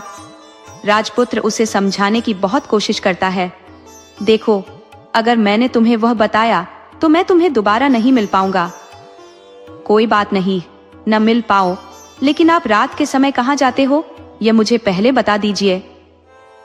राजपुत्र निरुपाय हो जाता है। पत्नी की जिद के आगे उसकी एक नहीं चल पाती। ठीक उसी समय उसका 14वां साल खत्म होकर 15वां साल लगने वाला था। जो होता है वह हो जाने दो, वह सोचता है और कुछ चावल मंत्रों से सिद्ध करके पत्नी को देकर कहता है, इन चावलों के दानों को दोनों हाथों की मुट्ठी में पकड़ना। पहले दाएं हाथ में पकड़े चावल मेरे ऊपर फेंकना, मैं कौन हूँ तुम्हें पता चल जाएगा। बाद में बाएं हाथ में पकड़े चावल मेरे ऊपर फेंकना, मैं जैसा था तुम्हें मिल जाऊंगा। लेकिन यदि तुम बाएं हाथ के चावल मेरे ऊपर फेंकना भूल गई तो मैं तुम्हें कभी नहीं मिल पाऊंगा। नहीं भूलूंगी, रानी बड़े आत्मविश्वास के साथ कहकर दाएं हाथ में पकड़े चावल पति के ऊपर फेंक देती है। तो राजपुत्र एकदम एक विशाल घोड़ा बन जाता है, एकदम उम्दा, सफेद, गर्दन पर लंबी अयाल। देखते देखते वह तेजी से दौड़ने लगता है। रानी उस घोड़े को एकदम भौचक्की होकर देखने लगती है और पति ने बाएं हाथ के चावल फेंकने की जो बात कही थी वह भूल जाती है। उसकी आंखों के सामने घोड़ा महल से बाहर निकलकर चला जाता है। घोड़ा जो महल से बाहर जाता है तो वापस नहीं आता। अब रानी को बड़ा पश्चाताप होता है। वह स्वयं को कोसने लगती है, लेकिन अब उसका कोई फायदा नहीं होने वाला था। राजपुत्र अब वापस नहीं आने वाला था। सुबह होते ही महाराजा महारानी को सब बात पता चलती है। उन्हें बहुत दुख होता है। वे बिस्तर पकड़ते हैं और राह देखते हैं कि एक दिन उनका बेटा वापस आ जाए। इस तरह 1 महीना गुजरता है, 2 महीने गुजरते हैं, 3 महीने गुजरते हैं, आखिर 6 महीने पूरे होते हैं। राजपुत्र का कोई अता पता नहीं लगता। प्रधान राजपुत्र को ढूंढने के लिए राज्य के गांव गांव सिपाही भेजता है, लेकिन उन्हें कोई सफलता नहीं मिलती। इधर रानी अपनी हट के कारण पति गायब हो गया, ये सोचकर स्वयं को मन ही मन कोसती है और प्रण लेती है कि कुछ भी करके पति को ढूंढ लाएगी और उसे वापस घर लेकर आएगी। एक दिन वह सुबह उठकर सास ससुर के महल में जाती है और कहती है कि मैं अपने पति की खोज में जा रही हूँ। महाराजा महारानी को और क्या चाहिए था, कुछ भी करके उनका बेटा उन्हें वापस मिलना चाहिए था। वे बहू को जाने की अनुमति देकर कहने लगे, बेटी तुम्हें जो चाहे वह करो, जहाँ जाना है वहाँ जाओ, लेकिन हमारे बेटे को वापस लेकर आओ, भगवान तुम्हें कामयाबी दे। अब रानी क्या करती है कि अपना शाही वेश बदलकर एक सेठानी बन जाती है। कुछ दास दासियों को, कुछ नौकरों को साथ में लिया, कुछ सामान साथ लिया और राज्य की सीमा पर जाकर वहां एक भोजनालय खोल दिया। वहां आने वाले सब यात्रियों को खाना मुफ्त में देने लगी। मात्र एक शर्त रखी कि खाने वाले को उसकी देखी कोई अजीब चीज उसकी मालकिन को यानी राजकन्या को बतानी पड़ेगी। तो वहां आने वाला हर नागरिक अपनी तरफ से मैंने यह देखा, मैंने वह देखा कहकर वहां से मुफ्त खाना खाकर जाता था। परंतु रानी को जो बात चाहिए थी वह अब तक मिली नहीं थी। ऐसे ही कुछ दिन बीत गए तो इधर क्या होता है कि रानी के महल फूल लेकर जाने वाली बुढ़िया के एक बेटा और बहू थे। उनका एक छोटा बेटा था, यानी बुढ़िया का एक पोता था। तो बेटा और बहू सुबह काम के लिए निकलते थे तो पोते को संभालने की जिम्मेदारी बुढ़िया पर रहती थी। बुढ़िया दिन भर पोते को संभालती थी। एक दिन होता है क्या है कि बुढ़िया को पान खाने की आदत थी, तो पान लगाने के लिए चूना चाहिए था। वह उसे तैयार करने के लिए सीपियां लेकर आई। इन सीपियों भूनने के लिए गोबर के कंडे चाहिए थे। कंडे इकट्ठा करने के लिए वह बांस की टोकरी लेकर चरवाहे के मैदान में गई। वहां बहुत सारे कंडे थे। उन्हें जमा करते करते उसे घर आने में अंधेरा हो गया। इस ओर शाम होते ही काम से वापस बेटा बहू घर पहुंचे तो देखा कि बच्चा घर पर अकेला है और रो रहा है। वे दोनों गुस्से से लाल पीले हो गए। इतने में बुढ़िया घर आ पहुंची। बेटा ने पूछा, पोते को घर अकेला छोड़कर कहाँ गई थी? बुढ़िया बताने लगी कि मैं गोबर के कंडे इकट्ठे करने गई थी। इस पर बेटा बोला, दोबारा बच्चे को अकेला घर पर छोड़कर यदि कहीं गई तो मैं तुम्हें बहुत पीटूंगा। बुढ़िया कहने लगी, नहीं बेटा, फिर कभी ऐसा नहीं करूंगी। लेकिन दूसरे ही दिन बुढ़िया वह बात भूल गई और फिर चरवाहे के मैदान पर कंडे इकट्ठा करने चली गई। शाम को जब बेटा बहू काम से वापस लौटे तो देखते हैं कि बच्चा घर पर अकेला है और रो रहा है। अब उसके बेटे की सहन शक्ति खत्म होने लगी और बुढ़िया के वापस आने पर उसे घर से निकाल दिया। बुढ़िया रात भर घर के बाहर अंधेरे में बैठी रही और सुबह होते ही हाथ में टोकरी लेकर कंडे इकट्ठा करने के लिए निकल गई। उस दिन उस पर कंडे इकट्ठा करने का मानो पागलपन संवार था। कंडे इकट्ठा करते करते कब अंधेरा छा गया उसे मालूम ही नहीं चला। उसे जब ध्यान आया तो गांव का रास्ता भी ठीक तरह से दिखाई नहीं दे रहा था। वह अंधेरे में आंखें फाड़कर देखती देखती किसी तरह आगे निकल पड़ी। तो होता क्या है कि एक कपिला गाय छन छन की आवाज करते, गले की घंटी बजाते ठुमक कर उस मैदान पर आ गई। उसे देखकर बुढ़िया सोचने लगी कि इस गाय के पीछे पीछे जाऊंगी तो गांव तक पहुंच जाऊंगी। तब बुढ़िया उसके पीछे पीछे जाने लगी। वह गाय क्या करती है कि उस मैदान से लेकर एक एक करके 6 मैदान पार करती है। आखिर में वह 7वें मैदान पर पहुंचती है। तो वहां क्या होता है कि उस मैदान पर एक बड़ा सा पत्थर है। गाय जाकर उस पत्थर को अपना सींग मारती है। सींग मारा तो वह पत्थर दूर हट गया और पाताल में नीचे जाने की सीढ़ियां दिखाई देने लगी। तब वह गाय उन सीढ़ियों से नीचे जाने लगी। बुढ़िया वह सब देखती रही और झट जाकर गाय की पूंछ को पकड़ लिया। पूंछ पकड़कर वह गाय के साथ नीचे पाताल में पहुंच गए। पाताल में पहुंचते ही तुरंत गाय की पूंछ छोड़ दी और इधर उधर देखने लगी। वहीं से बुढ़िया ने देखा कि पाताल में सब जगह जगमगाहट है, दिया दीप जलते हैं और तेज रोशनी गाय के ऊपर पड़ती है और वहां अद्भुत घटनाएं घटने लगी। गाय के नीचे जाते ही उसके गले में अपने आप सांकल पड़ गई और छम छम करके कोई दुधांडी में गाय का दूध दुहाने लगी। लेकिन जो भी कोई वह कर रहा है वह मात्र दिखाई नहीं दे रहा। बुढ़िया बहुत घबरा गई, कहाँ आकर फंस गई। वह सोचने लगी और यहाँ वहां छिपने के लिए जगह ढूंढने लगी, लेकिन उसे कहीं भी जगह नहीं मिली। हर जगह उजाला ही उजाला था। तो वह यूं एक कोने में खड़ी रह गई है और जो कुछ सामने हो रहा था उसे चुपचाप देखने लगी। कुछ पल के बाद वहां झट से एक उम्दा सफेद घोड़ा आया। वहां 2 कुंड थे। उसमें से एक कुंड में उस घोड़े ने छलांग लगाई और ऊपर आ गया। अब उसे राजपुत्र का रूप प्राप्त हो गया। राजपुत्र बनने के बाद उसने दूसरे कुंड के पानी में स्नान किया। वहां रखे नए कपड़े पहने हैं।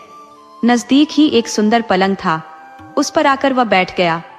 उसके सामने अपने आप 5 पकवानों की थाली आ गई, दूध की एक प्याली आ गई, 5 सुपारी आ गए। उसके सामने एक दिया जलता रहा। राजपुत्र ने खाना खाया, दूध पिया, 5 सुपारी खाया और बिस्तर पर लेट जाने से पहले सूर्यदेव का स्मरण करके सामने जलते दिए से पूछा, दिए दिए दीपंकर, मेरे माता पिता क्या कर रहे हैं? दिया बताने लगा, बेटे के शोक में डूबे हैं। राज्य कौन संभाल रहा है? राज्य प्रधान संभालता है। मेरी पत्नी क्या करती है? उसने चौराहे पर भोजनालय शुरू किया है और आते जाते लोगों से वह नई खबर के बारे में पूछती है। दिए के यह कहते ही राजपुत्र कहते लगा, ठीक है। उसके बाद वह सो गया। बुढ़िया कोने में खड़ी रहकर यह सब देखती रही। ऐसी अद्भुत घटना उसने जिंदगी में पहली बार देखी थी। उसे अंदर ही अंदर चुलबुलाहट होने लगी। वह अपनी भूख प्यास भूल गई और आगे क्या होता है कि उसे उत्सुकता से देखने लगती है। लेकिन उसके बाद और कुछ घटनाएं नहीं घटती। रात गुजर गई और सुबह हो गई। सुबह होने पर पलंग पर सोया राजपुत्र उठा और फिर से पहले वाले कुंड में छलांग लगाई तो अब वह फिर से घोड़ा बनकर कुंड से बाहर आ गया। बाहर आते ही वह तेजी से उस पाताल नगरी से बाहर निकल गया।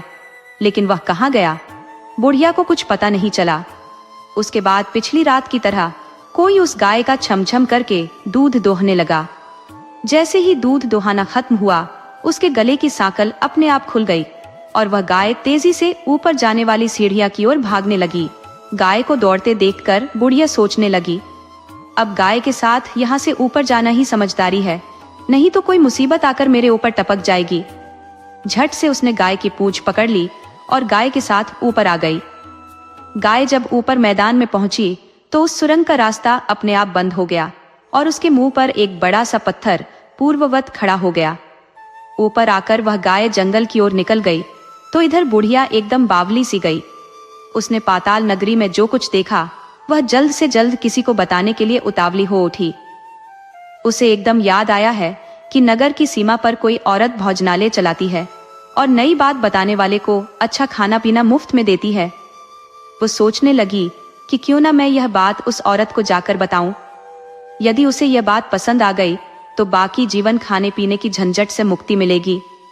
बुढ़िया ने मन में तय किया और तुरंत उस भोजनालय के द्वार पर टंगे नगाड़े के सामने खड़ी हो गई और जोर जोर से नगाड़ा बजाना शुरू दिया। नगाड़े का इस तरह शोर सुनकर मालकिन यानी छोटी रानी मन में प्रसन्न हो जाती है कि शायद कोई बड़ी बात लेकर यहाँ आया है। रानी सिपाहियों को आदेश देती है, जाइए और जो कोई आया है उसकी अच्छी खातिरदारी कीजिए।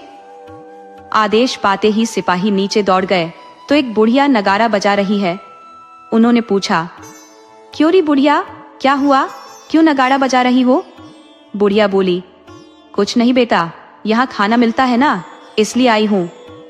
खाना चाहिए? मिलेगा, लेकिन तुझे कोई नई बात बतानी पड़ेगी। हाँ बताऊंगी, एक बात मालूम है मुझे। इस पर सिपाही उसे अंदर लेकर आए। उनको मालकिन का आदेश था कि जो कोई बूढ़ा बुजुर्ग वहां आए उनके साथ अच्छी तरह पेश आना, उनका अच्छा आदर आतिथ्य करना। तो सिपाही ने इस बुढ़िया का भरपूर आदर आतिथ्य किया। उसे बड़ी सी थाली भरकर व्यंजन परोसते हैं। बुढ़िया कुछ दिनों से भूखी थी, वह खाने पर टूट पड़ी। खाना खाने के बाद सिपाही ने उसे नई साड़ी पहनने को दी। उसके बाद उसे लेकर रानी के पास आए। बुढ़िया और रानी ने तुरंत एक दूसरे को पहचान लिया। बुढ़िया बोली, बेटी तुम? और रानी बोली, अम्मा तुम? बड़ी देर तक दोनों भांति भांति की बातें करती रहीं। आखिर कुंवरनी बुढ़िया से कहने लगी, अम्मा अब बताओ, तुमने क्या नई बात देखी है? नई बात? मैंने कोई नई बात देखी नहीं है। वह तो मेरे पास तुम्हें देने के लिए खाने के पैसे नहीं थे, इसलिए मैंने झूठ कहा और नगाड़ा बजाया। रानी ने कहा, अम्मा घबराना नहीं, मैं किसी को तुम्हारा नाम नहीं बताऊंगी। फिर भी बुढ़िया, मैंने क्या देखा, कब देखा करके आनाकानी करने लगी। इस पर कुंवरनी ने उससे कहा, देखो अम्मा, यदि तुमने मुझे वह नई बात बताई तो जिंदगी भर मैं तुम्हारी देखभाल करूंगी, तुम्हें रानी माता की तरह रखूंगी। अब बुढ़िया बताने को तैयार हो गई।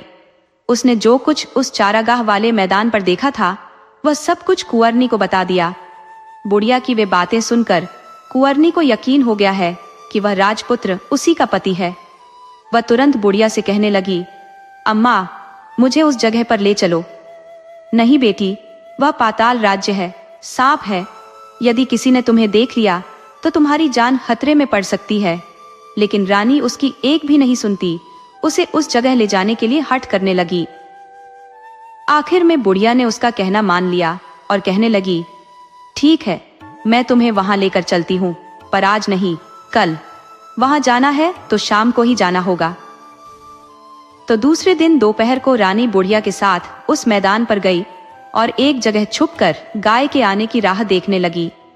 दिन ढलते ही अंधेरा घेरने लगा है और गाय हमेशा की तरह वहां आ गई है।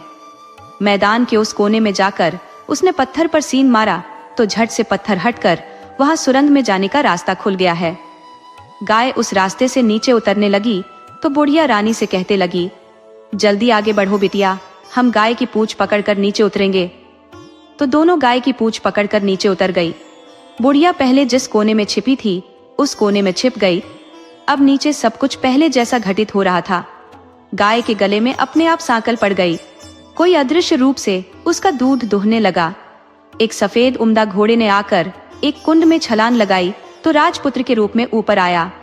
वह राजपुत्र दूसरे कुंड में नहाने लगा। इसी बाद में उसके सामने खाने की थाली आ गई, दूध की प्याली आ गई, पान भीरा आ गया। राजपुत्र सब ग्रहण करके सोने के लिए पलंग पर गया तो सोने से पहले सूर्य देव का स्मरण करके वह दिए से पूछने लगा, दिए दिए दीपंकर, मेरे माता पिता क्या कर रहे हैं? तो दिया कुछ जवाब नहीं देता, बल्कि वह बुझने लगता है। तब राजपुत्र को कुछ अघटित हुआ है, इसका संदेह हो गया है। वह उदास हो गया है और जो कुछ हुआ है वह हो जाने दो, ऐसा सोचकर सोने के लिए बिस्तर पर लेट गया।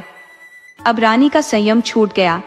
वह दौड़कर पति के पास गई और उसके पैर पकड़ने के लिए आगे बढ़ने लगा। राजपुत्र तुरंत ही पत्नी को पहचान गया।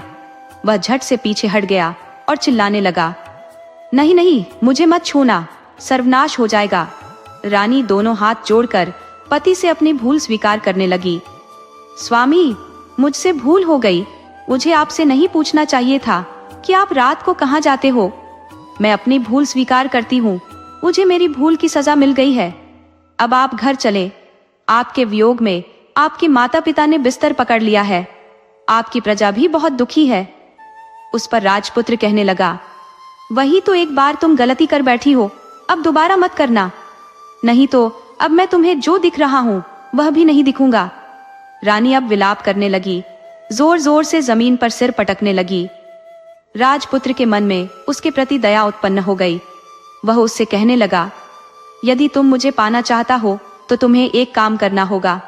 काम कठिन है, लेकिन वह तुम्हें अकेले करना होगा। कहो स्वामी, कितना भी कठिन काम हो मैं वह पूर्ण करूंगी, रानी कहने लगी। इस पर राजपुत्र ने उसे बताया, इस पाताल से ऊपर जाते ही तुम्हें एक घना जंगल नजर आएगा। ऐसे 6 जंगल पार करने के पश्चात 7वां जंगल मिलेगा। वह जंगल सबसे घना है। उस जंगल में बीचों बीच एक पीपल का पेड़ है। उसके आसपास की जगह पत्ते, फंदे, जटाएं, कांटे इत्यादि से ढक चुकी है। वहां बाघ, शेर, भालू, सांप सभी धमा चौकड़ी बैठती है। तुम्हें उन सब को भगाकर वह जगह साफ करनी है। उसकी गोबर से लिताई करके पवित्र बनाना है, रंगोली से सजाना है। उसके बाद वहां धूप, कपूर, अगरबत्ती जलानी है। फूल कुमकुम से पेड़ की तने की पूजा करनी है। दूध दही से बने चावल का भोग चढ़ाना है। ये सब तुम्हें दोपहर को 12 बजने के पहले करना है। 12 बजने के समय तुम्हें उस जगह पर बैठकर सूर्य भगवान का ध्यान करना है। ठीक 12 बजे सूर्य भगवान का रथ वहां उतरेगा। वे वह सब देखकर खुश हो जाएंगे और कहेंगे, जिस किसी ने यह सब किया है उसे मैं मनचाहा फल दूंगा। तो तुम सामने जाकर उसके रथ का दाहिना घोड़ा मांगना, मैं तुम्हें मिल जाऊंगा। इतनी बात कहकर राजपुत्र अपने पलंग पर सो गया और छोटी रानी भोर होने की राह देखने लगी। भोर होते ही वह बुढ़िया के साथ गाय की पूंछ पकड़कर ऊपर आ गई। ऊपर आने के बाद वह बुढ़िया से कहने लगी, अम्मा, अब मैं अकेले ही आगे जाऊंगी, तुम भोजनालय वापस जाओ। वह जंगल में जाकर राजपुत्र की बताई जगह ढूंढने लगी और स्वयं आरी से वह जगह साफ कर दी। बाद में राजपुत्र ने जैसे बताया वैसी लिपाई पोताई करके वापस आ गई। दूसरे दिन पाँव फटने से पहले उठी और जंगल में उस जगह पहुंची। वहां जाकर इत्र गुलाब का पानी छिड़क कर वह जगह सुगंधित की, धूप अगरबत्ती जलाकर उसे पवित्र किया और पूजा की सब सामग्री वहां तैयार रखकर सूर्य भगवान का ध्यान करने बैठ गई। जैसा कि पति ने बताया था, दोपहर को ठीक 12 बजे सूर्य भगवान का रथ उस पीपल के पेड़ पर आकर रुका है। सूर्य भगवान ने जब रथ से नीचे देखा तो सुगंधित वातावरण देखकर वह बहुत प्रसन्न हो गए। फिर वे बोले, जिसने भी यह कार्य किया है वह यहाँ आए और मुझसे जो चाहे मांग ले, मैं उसे अवश्य दूंगा। जैसे ही रानी ने ये वचन सुने, वह फौरन दौड़कर सूर्यदेव के समक्ष जा पहुंची। उन्हें साष्टांग प्रणाम करते हुए बोली, भगवान, ये काम मैंने ही किया है, ये जगह मैंने ही साफ की है। सूर्यदेव बोले, अच्छा तो बताओ तुम्हें क्या चाहिए? रानी ने थोड़ा हिचकिचाते हुए कहा, भगवान, मुझे आपके रथ का दाहिना घोड़ा चाहिए। ये सुनकर सूर्यदेव चौंक गए और बोले, नहीं, ये संभव नहीं है। मेरे रथ में 12 घोड़े हैं। तुम चाहो तो किसी और घोड़े की मांग कर सकती हो, लेकिन यह दाहिना घोड़ा नहीं। रानी अड़ी रही और विनम्रता से आग्रह करती रही, भगवान, मुझे तो बस यही घोड़ा चाहिए। यदि आप इसे नहीं देंगे तो मैं आपके चरणों में प्राण त्याग दूंगी। सूर्यदेव धर्म संकट में फंस गए। उन्होंने वचन दे रखा था और अब उसे तोड़ भी नहीं सकते थे। आखिरकार सूर्यदेव ने गहरी सांस लेकर कहा, ठीक है, तुम्हें घोड़ा दिया, लेकिन ध्यान रखना, ये घोड़ा तुम्हें यहाँ नहीं मिलेगा, इसे पाताल लोक से लाना होगा। रानी ने आत्मविश्वास से कहा, भगवान, पाताल क्या, मैं इसे लाने के लिए कहीं भी जा सकती हूँ। सूर्यदेव अपने मार्ग चले गए और रानी भोजनालय में लौट आई। फिर वह बूढ़ी औरत को लेकर उसी मैदान पर पहुंची। जैसे ही शाम ढली, वह गाय वहां आई और अपने सींगों से सुरंग के पत्थर को हटा दिया। गाय सुरंग में उतरने लगी और रानी व बूढ़ी औरत उसकी पूंछ पकड़कर पाताल लोक में उतर गई। पाताल में वही घटनाएं पुनः घटित होने लगी। घोड़े का कुंड में स्नान कर राजकुमार में परिवर्तित होना, नहाने के बाद पलंग पर जाकर बैठना और फिर उसके सामने खाने पीने की वस्तुओं का आना। लेकिन आज माहौल अलग था। आज खाने की 2 थालियां, दूध के 2 गिलास और 2 पान बीड़े आए। राजपुत्र ने बिना कुछ कहे अपने हिस्से का भोजन किया और पान चबाकर सोने चला गया। सोते सोते उसने दीप से पूछा, दिए दिए दीपंकर, मेरे माता पिता का क्या हाल है? दीप ने जवाब दिया, वे दोनों तुम्हारे वियोग में प्राण त्यागने की कगार पर है। ये सुनकर राजकुमार की आंखों से आंसू बहने लगे। वह थोड़ा रुका और फिर पूछा, दिए दिए दीपंकर, मेरे राज्य की बागडोर कौन संभाल रहा है? तुम्हारे राज्य का प्रधान अब पूरी सत्ता अपने हाथ में ले चुका है। उसने न सिर्फ राज्य पर कब्जा कर लिया है, बल्कि प्रजा पर भी असीम अत्याचार कर रहा है। यह सुनते ही राजपुत्र का चेहरा क्रोध से तमतमा उठा। उसकी मुट्ठियां गुस्से में भींच गई। फिर उसने तेज स्वर में पूछा, दिए दिए दीपंकर, मेरी पत्नी इस समय कहाँ और क्या कर रही है? दिया अब मौन सादे रहा। उसने कोई उत्तर नहीं दिया। उधर रानी का धैर्य टूट चुका था। वह दौड़कर राजपुत्र से लिपट गई और रोते हुए बोली, अब तो आप मुझे मिल गए। राजपुत्र ने रानी को अपने पास खींचते हुए कहा, हाँ, अब मैं तुम्हारे पास हूं। रानी ने धीरे से पूछा, सच कह रहे हो? आप फिर से घोड़े का रूप तो नहीं धारण करोगे ना? राजपुत्र ने मुस्कुराते हुए कहा, नहीं, अब ऐसा कभी नहीं होगा। तुमने जो इतने कष्ट सहे, जो तप किया, उसकी वजह से सूर्यदेव ने मुझे इस अभिशाप से हमेशा के लिए मुक्त कर दिया है। अब मैं हमेशा तुम्हारे साथ रहूंगा। उसने रानी के आंसू पोंछे और उसे अपने सीने से लगा लिया। भोर होने को थी। तभी गाय की श्रृंखला टूट गई और वह ऊपर भूलोक की ओर बढ़ने लगी। रानी, राजपुत्र और वह बूढ़ी महिला गाय की पूंछ पकड़कर ऊपर आ गए। ऊपर पहुंचने के बाद वे सीधे भोजनालय में पहुंचे। वहां का सारा सामान लोगों में बांट दिया और दरवाजे पर ताला लगाकर अपने राज्य लौट आए। राजपुत्र ने राज्य में कदम रखा तो प्रधान के होश उड़ गए। राजपुत्र ने तुरंत प्रधान को बंदी बना लिया और उसे काल कोठरी में डाल दिया। फिर राज्य की बागडोर अपने हाथों में ले ली। इसके बाद राजपुत्र अपने माता पिता से मिलने महल गया।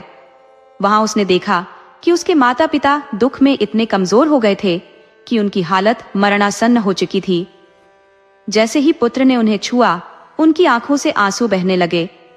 वे उसे गले लगाकर रो पड़े। पुत्र को देखकर उनके शरीर में नई ऊर्जा आ गई। वे बिस्तर से उठकर बैठने लगे। धीरे धीरे उनकी सेहत में सुधार होने लगा। उन्होंने पुत्र को आशीर्वाद दिया और उसे फिर से अपने पास पाकर खुश हो गए। राजपुत्र के लौटने की खबर पूरे राज्य में फैल गई। प्रजा खुशी से झूम उठी। लोग महल के सामने इकट्ठा हो गए। राजपुत्र ने प्रजाजनों को दर्शन दिए और वचन दिया कि अब से उन्हें कभी कोई दुख नहीं होगा। इसके बाद राजा ने अपने पुत्र का राज्याभिषेक किया, उसे सिंहासन पर बैठाया और उसकी पत्नी को महारानी का दर्जा दिया। राजा और रानी ने स्वयं को धर्म, कर्म और ईश्वर स्मरण में लगा दिया। राजपुत्र ने राज्य को कुशलता से संभाला। अपनी पत्नी के साथ उसने सुख शांति से जीवन व्यतीत किया। रानी ने उस बूढ़ी महिला को अपने पास रख लिया, उसकी देखभाल पूरी आत्मीयता से की और उसके बुढ़ापे के दिन सुखमय गुजरे। दोस्तों, आपको कहानी कैसी लगी? अपने सुझाव कमेंट करना न भूले। तो चलिए आज की अगली कहानी शुरू करते हैं।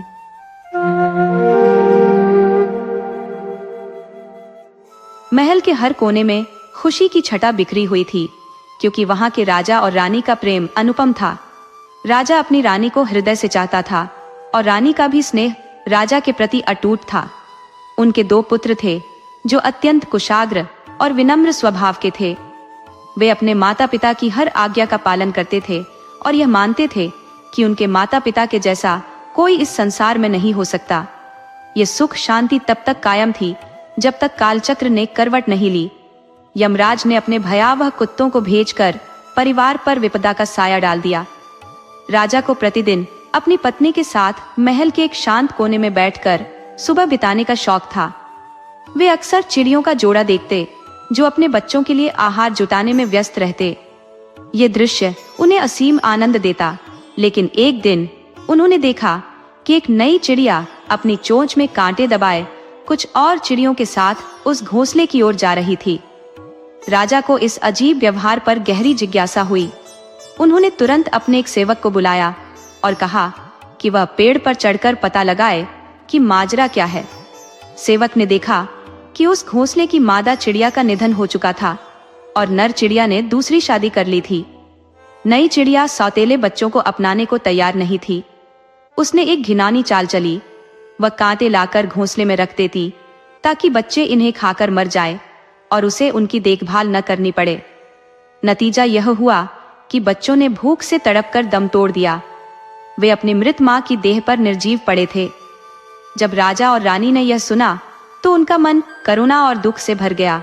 राजा ने व्यथित होकर कहा, क्या हमारे जीवन में भी ऐसी ही त्रासदी घट सकती है? रानी ने गंभीरता से उत्तर दिया, हाँ प्रिय, ऐसा हो सकता है, लेकिन हमें यह सुनिश्चित करना होगा कि हमारे बच्चों को ऐसी पीड़ा न झेलनी पड़े। मुझसे वादा करो कि अगर मैं पहले चली जाऊं तो तुम दूसरा विवाह नहीं करोगे। राजा ने रानी का हाथ थामते हुए कहा, प्रिय, मैं वचन देता हूं, चाहे तुम इस संसार में रहो या न रहो, मैं दूसरा विवाह नहीं करूंगा। मैं ये सुनिश्चित करूंगा कि हमारे पुत्रों को कभी भी उस दर्द का अनुभव न करना पड़े जो इन चिड़ियों के बच्चों ने सहा है। यह सुनकर रानी के मन में शांति आई और वह राजा को पहले से भी अधिक स्नेह करने लगी। लेकिन नियति ने कुछ और ही तय कर रखा था। इस घटना के कुछ ही दिनों बाद रानी का देहांत हो गया। राजा की अवस्था ऐसी हो गई कि प्रजा को लगा कि वह शोक में डूबकर जल्द ही अपनी प्राण छोड़ देगा। कुछ वक्त बीतने पर राजा ने धीरे धीरे अपने दुख पर काबू पाया और पुनः राज्य के कार्यभार को संभालने लगा। थोड़ा और समय गुजरने पर वजीरों, दरबारियों और अन्य कुलीन वर्ग के लोगों ने उससे दूसरी शादी की गुजारिश की। स्वाभाविक रूप से यह विषय राजा के लिए बड़ा कठिन और असहज था। शुरुआत में राजा ने उनकी बातों पर ध्यान नहीं दिया, लेकिन दरबारी अपने आग्रह पर अड़े रहे और अंततः राजा को इस प्रस्ताव को स्वीकारने के लिए मना ही लिया। वजीरों में से एक की बेटी का प्रस्ताव सामने आया, जिसे राजा ने अनिच्छा से स्वीकार कर लिया। जल्दी ही विवाह संपन्न हुआ। वास्तविक कष्ट अब शुरू होने वाले थे। जैसे अनुमान लगाया जा सकता था, नई रानी राजकुमारों से जलने लगी उसने उनके विरुद्ध षड्यंत्र रचने की योजना बनानी शुरू कर दी। राजकुमारों ने हर संभव प्रयास किया कि रानी की इच्छाओं के अनुरूप आचरण करे और उसे प्रसन्न रखे। वे कभी भी उसकी आज्ञा का उल्लंघन करने का साहस नहीं कर सके, लेकिन उनकी ये कोशिशें बेकार गईं। रानी के मन में दोनों राजकुमारों के लिए इतनी घृणा थी कि वह दिन रात इस बात की कल्पना करती थी कि कैसे उन्हें राज्य से बाहर निकाल फेंका जाए और उनका सर्वनाश किया जाए। रानी ने तब तक प्रतीक्षा की जब तक उसे यह यकीन नहीं हो गया कि राजा उस पर अत्यधिक स्नेह करता है और उसकी हर बात मानने को तैयार है। इसके बाद उसने राजा से यह शिकायत करनी शुरू कर दी कि राजकुमार उसके साथ अपमानजनक व्यवहार करते हैं और उसकी बात नहीं मानते। उसने यह भी कहा कि अगर राजा उससे इतना प्रेम न करता तो वह उनके ऐसे दुर्व्यवहार को सहन ही नहीं कर पाती। राजा इन बातों को सुनकर बेहद क्रोधित हुआ। उसने तुरंत अपने सिपाहियों को आदेश दिया कि वे दोनों राजकुमारों को चोरी छिपे जंगल में ले जाकर मार डाले। राजकुमार, जो हमेशा पिता की आज्ञा का पालन करते थे, खुशी खुशी सिपाहियों के साथ चल दिए। उन्हें यह एहसास तक नहीं था कि उनके साथ क्या होने वाला है। उन्होंने सोचा कि शायद उनके पिता ने उन्हें जंगल में घूमने भेजा है। जंगल में एक स्थान पर पहुंचते ही सिपाहियों ने अपनी तलवारें निकाल ली और राजकुमारों को मारने की तैयारी कर ली। यह देख दोनों राजकुमार आश्चर्यचकित रह गए। उन्हें बिल्कुल समझ नहीं आया कि वे क्या करें। उन्होंने घबराकर पुकारा, हे भगवान, हमारी सहायता करो। ईश्वर ने उनकी पुकार सुनी। सिपाहियों की लोहे की तलवारें लकड़ी की तलवारों में बदल गई और उनके कठोर हृदय में करुणा जाग उठी। उन सिपाहियों ने बच्चों को नहीं मारा, बल्कि उन्होंने उन्हें छोड़ दिया और उनके जीवन की रक्षा की। उनके प्रति भगवान को उसकी दया के लिए धन्यवाद देते हुए दोनों राजकुमार अपने अपने घोड़ों पर सवार होकर वहां से जितनी तेजी से भाग सकते थे भाग लिए। कुछ देर बाद वे एक साफ पानी की नदी के पास आए तो उन्होंने सोचा कि वे वहां पर खाना खा लें और आराम कर ले। उन्होंने यह भी निश्चय किया कि वे दोनों एक साथ नहीं सोएंगे। कहीं ऐसा न हो कि कोई डाकू आ जाए या फिर कोई जंगली जानवर आ जाए और उनको और उनके घोड़ों को खा जाए। इस प्लान के साथ बड़ा भाई पहले सो गया और छोटा भाई जागकर पहरा देने लगा। जब वह पहरा दे रहा था तो दो चिड़ियां सूरा ब्रोर और बूढ़ा ब्रोर वहां आई और पास के एक पेड़ पर आकर बैठकर बातें करने लगी। सूरा ब्रोर बोला, देखो, उस पेड़ पर जिसकी डाल उस नदी तक जा रही है, दो गाने वाली चिड़िया बैठी है। क्या तुम्हें पता है कि वे कौन सी चिड़िया हैं? बूढ़ा ब्रोर बोला, हाँ, वे तो बहुत ही बढ़िया चिड़िया हैं। मैंने उनको यह कहते सुना है कि जो कोई भी उनमें से एक का मांस खाएगा वह राजा बन जाएगा और जो दूसरे का मांस खाएगा वह वजीर बन जाएगा। वह सबसे ज्यादा अमीर आदमी होगा और वह हर सुबह जहां भी लेटेगा वहां अपने नीचे की जगह पर इतने कीमती 7 जवाहरात पाएगा जिसकी लोग कीमत नहीं आंक पाएंगे। यह सुनकर छोटा भाई तो बहुत उत्सुक हो गया। उसने तुरंत ही उन दोनों को एक तीर मारा और मार दिया। फिर उसने दोनों चिड़ियों को पकाया। एक चिड़िया उसने खुद खाई और दूसरी चिड़िया भाई के लिए छोड़ दी। भाई जब सोकर उठा तो उसने छोटे भाई की वह छोड़ी हुई चिड़िया खा ली। अगली सुबह दोनों भाई फिर अपनी यात्रा पर चल दिए। रास्ते में छोटे भाई को अचानक याद आया कि उसका चाबुक तो वहीं रह गया। वह अपने इस चाबुक को बहुत पसंद करता था, सो वह उसे लेने के लिए वापस दौड़ गया। चाबुक उसको नदी के किनारे दिखाई दे गया। वह उसको उठाने के लिए अपने घोड़े से उतरने ही वाला था कि एक बहुत बड़ा ड्रैगन पानी में से बाहर निकल आया और उसने उसके पैर में काट लिया और वह बेहोश होकर जमीन पर गिर पड़ा। इस हालत में वह बेचारा कई घंटे पड़ा रहा। बड़ा भाई जब उसका इंतजार करते करते थक गया तो वह आगे चल दिया कि उसका छोटा भाई शाम तक उसको पकड़ लेगा। आगे चलकर वह एक शहर में पहुंचा तो वहां जाकर उसको पता चला कि वहां के राजा की अभी अभी मौत होकर चुकी है और वहां की जनता उसके वारिस की खोज में है। ऐसा लगता था कि वहां का यह रिवाज था कि जब वहां का राजा मर जाता था तो एक हाथी को राजा चुनने के लिए भेजा जाता था। जिस किसी को भी वह हाथी चुन लेता था वहां के लोग उसी को अपना राजा मान लेते थे, चाहे वह कोई अमीर हो या गरीब, पढ़ा लिखा हो या गंवार, अपने देश और भाषा का हो या फिर किसी दूसरे देश या भाषा का। जब बड़ा राजकुमार वहां आया तो राजा को चुनने वाला यह हाथी वहीं चक्कर काट रहा था। जैसे ही उसने राजकुमार को देखा तो तुरंत ही उसको सिर झुकाया। सो लोग उस राजकुमार को शहर के अंदर ले गए और उसको राजगद्दी पर बिठाकर राजा घोषित कर दिया गया। उधर छोटा राजकुमार भी होश में आ गया था। वह इस तरह होश में आया था कि उस नदी के पास एक योगी रहता था, जो उस नदी पर हर छठे महीने वहां से थोड़ा सा पानी लेना आता था। जिस दिन राजकुमार को वहां ड्रैगन ने काटा था, वह दिन उसके वहां से पानी लेने का दिन था। सो जब वह वहां आया तो उसने वहां उस नौजवान का बेहोश शरीर देखा। उसको उस पर दया आ गई। वह समझ गया कि ड्रैगन ने ही यह सब किया है। सो उसने जादू के कुछ शब्द पढ़े, जिन्होंने नदी का पानी सुखा दिया और ड्रैगन नदी में से बाहर निकल आया। ड्रैगन ने बाहर निकलकर पूछा, तुमने यह नदी खाली क्यों की? योगी ने जवाब दिया, क्योंकि तुमने इस नौजवान को काटा। तुमने ऐसा क्यों किया? ड्रैगन बोला, ओ योगी, 2 चिड़ियां थी जो अक्सर यहाँ आया करती थी और अपने गीतों से यहाँ की हवा को भर दिया करती थी। इस राजकुमार ने उनको मार दिया, इसलिए मैंने इसको काट लिया। योगी बोला, ये तुमने अच्छा नहीं किया। सुनो, अब तुम अपना जहर इसके पैर से निकाल लो ताकि यह जिंदा हो सके, वरना तुम मर जाओगे। ड्रैगन बोला, मुझे माफ करे, जैसा आपने कहा है मैं वैसा ही करता हूँ। इस तरह राजकुमार फिर से जिंदा हो गया। उसने योगी को धन्यवाद दिया और आगे चल दिया, पर बदकिस्मती से उसने वह सड़क नहीं ली जिस पर उसका भाई गया था। वह दूसरी सड़क पर चला गया। उस सड़क पर चलते चलते वह एक गांव में आ पहुंचा, जहां कई भयानक डाकू रहते थे।